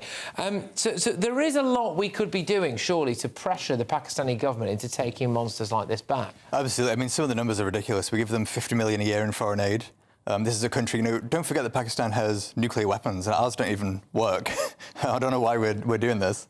The remittances are, I think, $4.5 billion a year. It's a staggering amount of money. Yeah, let's threaten to tax it. You know, the Pakistani government, the comment that they made was that the British government is being arrogant and colonialist in asking them to take him back. Arrogant and colonialist. I mean, that is pretty shocking stuff, really. Yeah, I mean, he's their rapist. He never had British citizenship. It's preposterous. If this was a British citizen, we wouldn't hesitate in taking this person back. It is ridiculous. Well, yeah, and locking them up and making them face justice there. I mean, I think you're right to raise the point that he should never have been released in the first place. Look, I suppose one of the things to say on this is that a lot of the crimes that this guy committed, not all, but I think a lot of them would have been, whilst we had a Tory government, the Tories had, you know, the best part of 14 years in power to at least try to do something like this, where it could be more likely that these people will go. They didn't do it, did they? No, you're quite right. And, you know, the other thing worth mentioning is it's not this one guy. Grooming gang survivors up and down the country have had these letters sent to their house saying that their abusers are being released from prison early. Not just one man. I mean, that is another you know, kind of twist in this just awful tale, isn't it? Really, which is that, yeah, you know, you've survived whatever horrific abuse, you know, has happened to you, and then you get a letter, do you, one day to say that your rapist is out and about? Is that literally how it works? Oh yeah. And let's not forget, you know, a lot of these girls they're still living in the same place. Maybe a lot of them, you know, didn't even get the letter, and they're at risk of just bumping into them one day on the street. I mean, it's shocking to think what kind of life that these people are going to have on the outside as well, you know.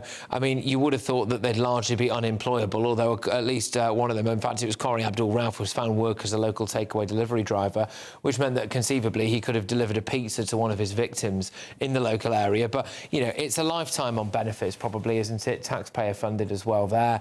And he's not going anywhere. But yeah, I mean, I think certainly holding visas to ransom would be a good start if we decided to do that. But look, thank you very much for your time this evening. It's always good to talk to you. It's Adam Wren there, who's the director of Open Justice UK.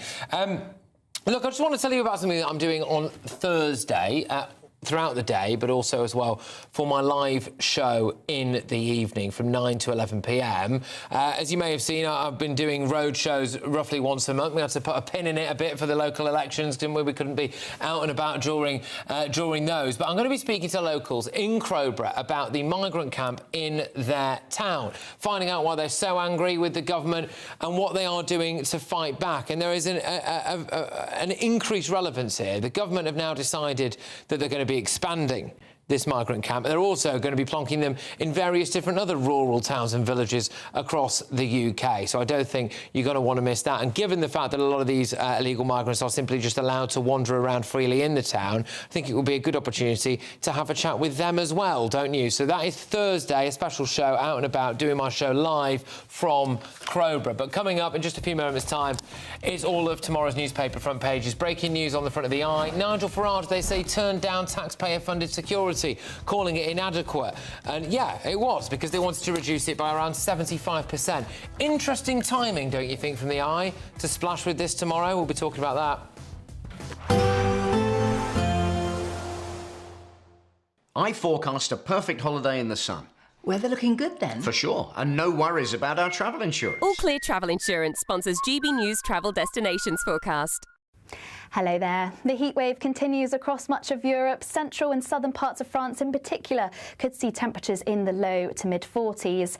Along with the high temperatures, lots of dry, sunny weather to continue across many areas, though the humidity could be enough to spark off some thunderstorms across northern parts of Italy, Austria, Slovenia, potentially parts of Croatia as well. The sunshine continues this week alongside the hot temperatures, widely in the high 30s to low 40s.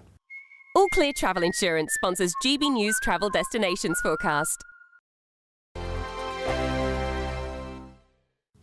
Evening, thanks for joining me for your latest weather update from the Met Office here on GB News. Another sunny day for most tomorrow, though it will start a little grey and misty in places, a little bit hotter, if anything, across the south by the afternoon. Again, like today, the east coast will be a little cooler. High pressure is in control, low pressure trying to push up from the south, and just the chance that may generate one or two flashes of lightning, a rumble of thunder across the southwest of England. The cloud spills back in through the night, covering much of eastern England, even into the Midlands, perhaps even East Wales, along with eastern Scotland by morning. Further west, though, it stays largely clear. Still quite warm in the south, but overall a cooler night, certainly further north, reasonably comfortable. And we'll start off with plenty of sunshine for western Scotland, Northern Ireland, northwest England and much of Wales in the morning. But it will be quite a drab start, I suspect, over much of the Midlands, East Anglia and the southeast. The breeze not as strong as it was through today across the far south. The wind's fairly light further north, lots of sunshine, but the har is going to be fairly stubborn, I suspect, on some of these eastern coasts of Scotland once more. And the cloud inland further south, well, that should break up as we tick through the morning.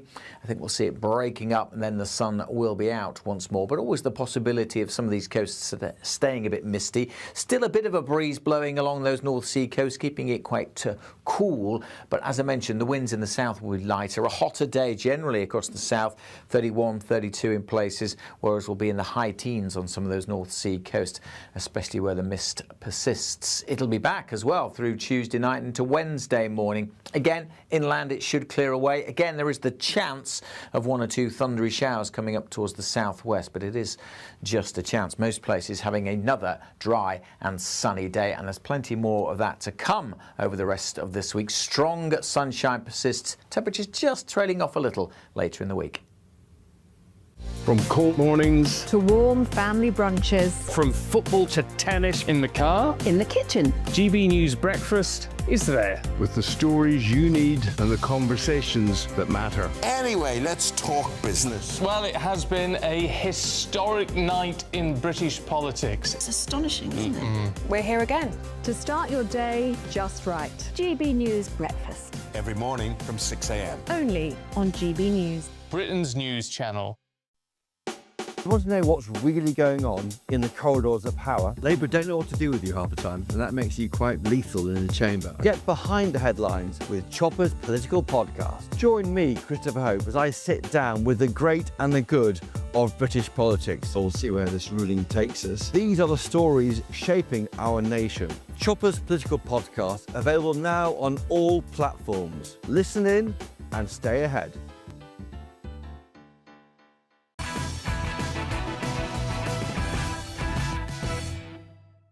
Welcome back. We've got a fascinating set of tomorrow's newspaper front pages for you. The I paper goes with Farage declined taxpayer-funded security, calling it inadequate. The timing of this story is really interesting when you think about the Anne Widdecombe case as well. And you do have to delve into a different story on a different news outlet to find out that apparently they wanted to reduce his security by about 75%. So there you go. The Guardian, Widdecombe death inquiry being treated as a terror case. So, yeah, we've got that there. The Daily Telegraph, police under fire over Widdecombe terror probe. Now, we've spoken about this at 10 p.m. The force repeatedly insisted there was nothing to suggest the crime had been politically motivated or linked to terrorism in a series of public statements following the news of her death. But yesterday lunchtime, the head of the UK's counter-terror group, that's today, by the way, announced it had taken over the investigation. So some criticism here about how quick they were to at least give the impression that it wasn't what it now may well turn out to be. The Times, Widdecombe murder case taken over by terror probe.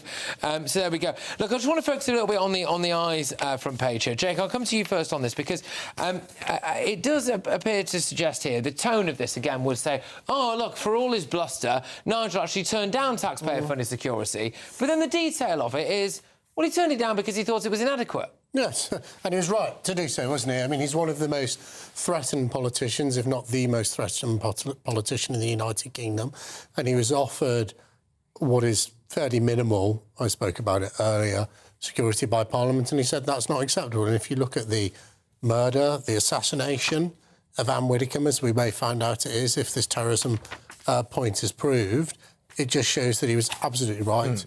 He was spot on. He was right to say that it was completely irresponsible of media outlets to publish details that could help people identify where his family lives. We've got to get serious about this.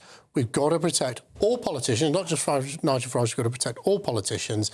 And this sort of meagre provision of security for someone like Nigel Farage is completely wrong. I find this, especially in the context of what, the Anne Widdecombe murder, I find this baffling, this front page, because they say It raises questions over Zia Youssef's claim that the state is providing no protection whatsoever for Reform MPs. They then go on to say, you know, Nigel Farage previously claimed that he needed a £5 million gift from crypto billionaire Christopher Harborne to pay for his own security as the most targeted politician in Britain. But then, Benjamin, if you do look at it and you think, well, apparently they wanted to reduce security by 75%, it kind of proves Nigel's point, doesn't it? Well, hang on. First of all, when Zia Youssef, the spokesman for Reform, said that they get no security, that's just false. It's not true in any respect. Every MP gets security. And then the second point is... Well, Zia Youssef doesn't get any because he's not an MP. Exactly. So that's the case. So he does get no security. But he wasn't talking about that. He was talking about Reform's MPs, and that is completely false. The second point is that when you say that Nigel Farage was offered, quote-unquote, minimal security, the security package that he was offered, according to this report, is the same as Kemi Badenoch, Leader of the Opposition, or senior cabinet ministers. So that strikes me as a reasonable offer, and I understand it from the report that he was not blocked from paying for additional security as well as that. And so claiming that he wasn't offered anything when he's offered the same security package that the Leader of the Opposition gets strikes me as a level of security offered beyond what you might expect. When was the last time you saw Kemi Badenoch having a milkshake shoved in her face? When was the last time you saw her getting physically attacked? It hasn't happened, but it has happened to Nigel Farage. And, you know, when I heard, again, O'Brien talk about this milkshake in his face, when it was just a milkshake, when that was coming at Farage's face, he didn't know it was just a milkshake. It could have been acid. And there were, remember, Joe Brown said, pity it hadn't been battery acid. But so that's how glib they are about his security. But when something's coming at you and you don't know what it is, that happens to him often, and it shouldn't happen to him often. And I just think there is a sneering disregard for his personal safety. And it does reignite the debate over the £5 million. It doesn't. It doesn't. Yes, because it does. It doesn't, because, first of all, he was offered a security-trained driver, round-the-clock bodyguard, the same as, you know, the Home Secretary or the Leader of the Opposition gets. Now, those are clearly highly vulnerable people because of the position. Something like the Home Secretary particularly so, because of the nature of the decisions they make every day. When did you see them get publicly attacked? When was the last time you saw any of them get publicly attacked? Thankfully, I haven't, but it's not a competition. If that is the judgment they came to...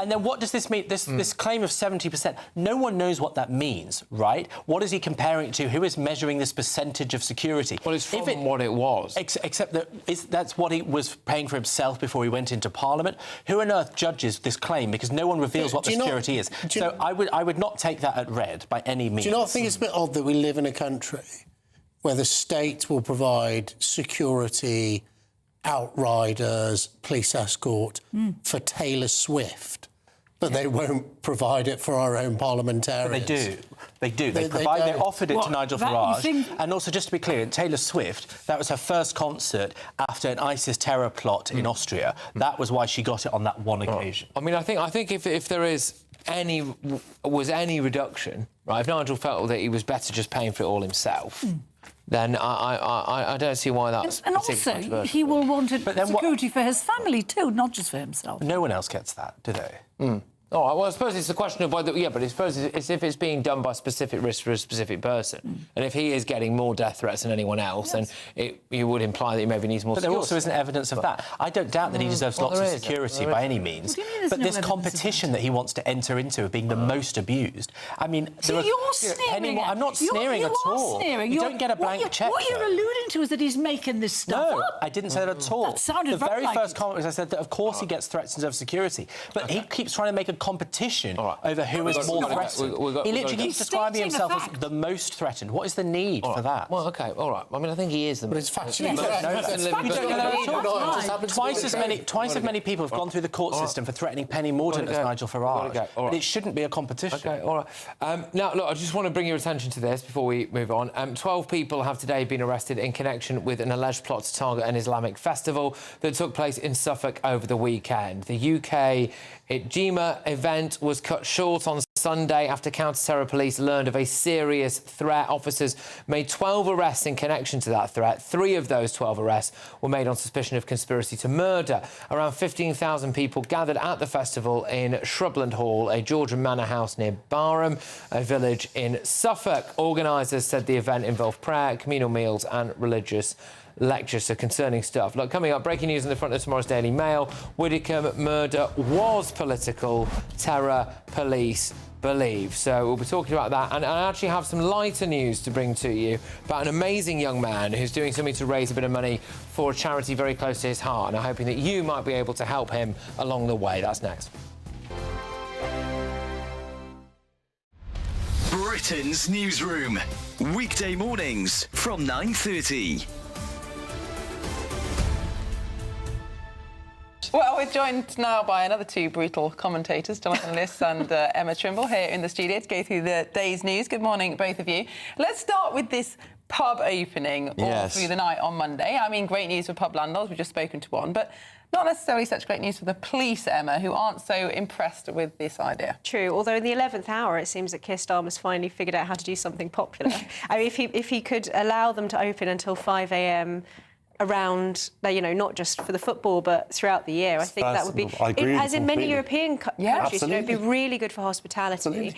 I'm sure it will lead to maybe some drunken, disorderly behaviour. Depends if we win or lose. You know, come on, the police don't actually bother to police proper crimes anyway, it seems, so I'm sure. Well, the GB News, the People's Channel.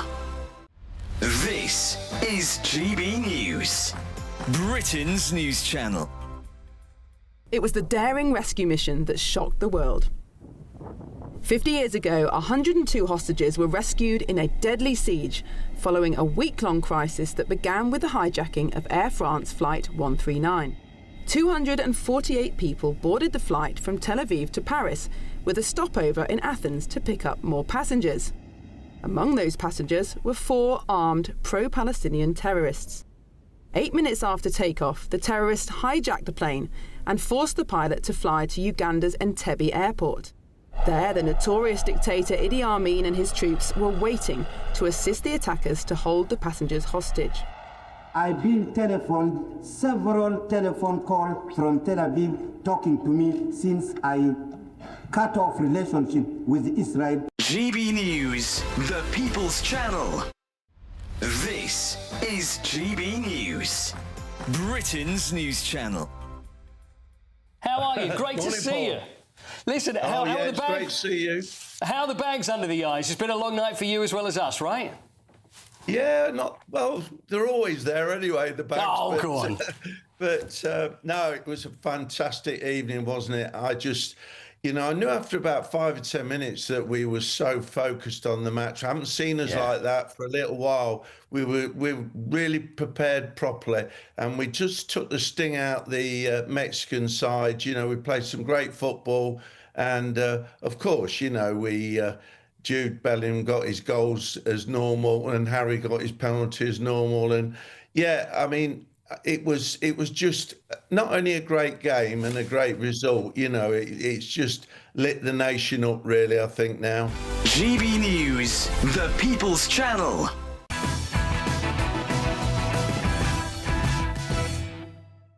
All right, welcome back. A couple more front pages for you here. The Sun newspaper go with Anne Copp's terror probe, and the Daily Mail, they lead with Whittaker murder was political, terror police believe. We've got more on these in the next hour when we round up all of the front pages. But I wanted to finish on something a little bit different and something a little bit, you know, more uplifting, really. A remarkable football fan is on the cusp of dribbling a football from Africa to his hometown in Staffordshire by the time that the World Cup final is on Sunday night.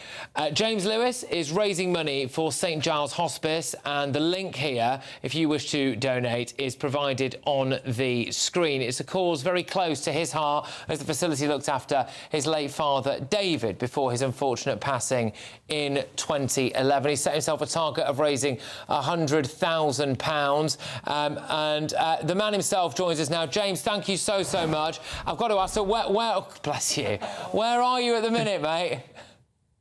I'm in a field next to an airbase. I had 8 hotels in the town down the road. All of them are booked, so I'm sleeping in a field next to an airbase in the north of France. In the north of France. So you've made it to northern France. You set out in Morocco, that's right, and you've had some trials and tribulations along the way, I think. You even had to deal with a landslide at one point. You had to dribble a football around a landslide, didn't you? Yeah, sorry, your voice cut out then, but I think by the sounds of it, you're on about the struggles I've had. And yeah, I've had quite a few, to be honest, quite a few. It's been 35 degrees all week. A few weeks ago, it was 40 degrees all week. and most of the places in France don't have hotels. So, like tonight, I'm having to sleep at the side of the road, and I've got my coat on because it's a bit nippy. Look, you've battled everything. You've battled the elements, you battled the sunburn, you battled torrential rain, you battled landslides. And it's important to say that people, if they want to donate, can go to justgiving.com/page/James Lewis 26. And that is on the screen right now. And look, James, it's for, we're going to have to be relatively brief about this, but this is for the hospice where your dad spent his final moments. And just quickly, would you mind telling us why it's so important to you, please? Yeah. Oh. But yeah, it's for the hospice. Okay. Carry on, James, if we've got you. Sorry, mate. I think the connection is field in northern France might be a bit dodgy. James, you still there? Yeah, sorry. I'm raising for the St. John's Hospice. They cared for my dad when I was younger. Now I like to fundraise for them every single year because that way they can continue to offer that service, but not also for adults like me that need them, but children who have parents, grandparents going through the same thing, but even there's going to be children going through it that are even younger than I was. So just imagine a 6 or 7-year-old who's got a parent and they're losing them. You don't want them to be in a position where it's really uncomfortable. We have their own private space. The St. John's Hospice provides that. Absolutely. Look, James, thank you so much. And I promise you, I will catch up with you and give you longer on air in the next couple of days. It's James Lewis there. Thank you so much. justgiving.com/page/James Lewis 26. When I come back, all of the front pages.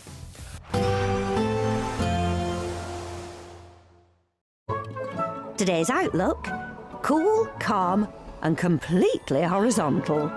Boxed aircon sponsors the weather on GB News. Evening, thanks for joining me for your latest weather update from the Met Office here on GB News. Another sunny day for most tomorrow, though it will start a little grey and misty in places, a little bit hotter, if anything, across the south by the afternoon. Again, like today, the east coast will be a little cooler. High pressure is in control, low pressure trying to push up from the south, and just the chance that may generate 1 or 2 flashes of lightning, a rumble of thunder across the southwest of England. The cloud spills back in through the night, covering much of eastern England, even into the Midlands, perhaps even East Wales, along with eastern Scotland by morning. Further west, though, it stays largely clear. Still quite warm in the south, but overall a cooler night, certainly further north, reasonably comfortable. And we'll start off with plenty of sunshine for western Scotland, Northern Ireland, northwest England and much of Wales in the morning. But it will be quite a drab start, I suspect, over much of the Midlands, East Anglia and the southeast. The breeze not as strong as it was through today across the far south. The wind's fairly light further north, lots of sunshine, but the har is going to be fairly stubborn, I suspect, on some of these eastern coasts of Scotland once more. And the cloud inland further south, well, that should break up as we tick through the morning. I think we'll see it breaking up and then the sun will be out once more, but always the possibility of some of these coasts staying a bit misty. Still a bit of a breeze blowing along those North Sea coasts, keeping it quite cool, but as I mentioned, the winds in the south will be lighter. A hotter day generally across the south, 31, 32 in places, whereas we'll be in the high teens on some of those North Sea coasts, especially where the mist persists. It'll be back as well through Tuesday night into Wednesday morning. Again, inland it should clear away. Again, there is the chance of 1 or 2 thundery showers coming up towards the southwest, but it is just a chance. Most places having another dry and sunny day, and there's plenty more of that to come over the rest of this week. Strong sunshine persists, temperatures just trailing off a little later in the week. Today's outlook: cool, calm and completely horizontal. Boxed aircon sponsors the weather on GB News. OK, well, look.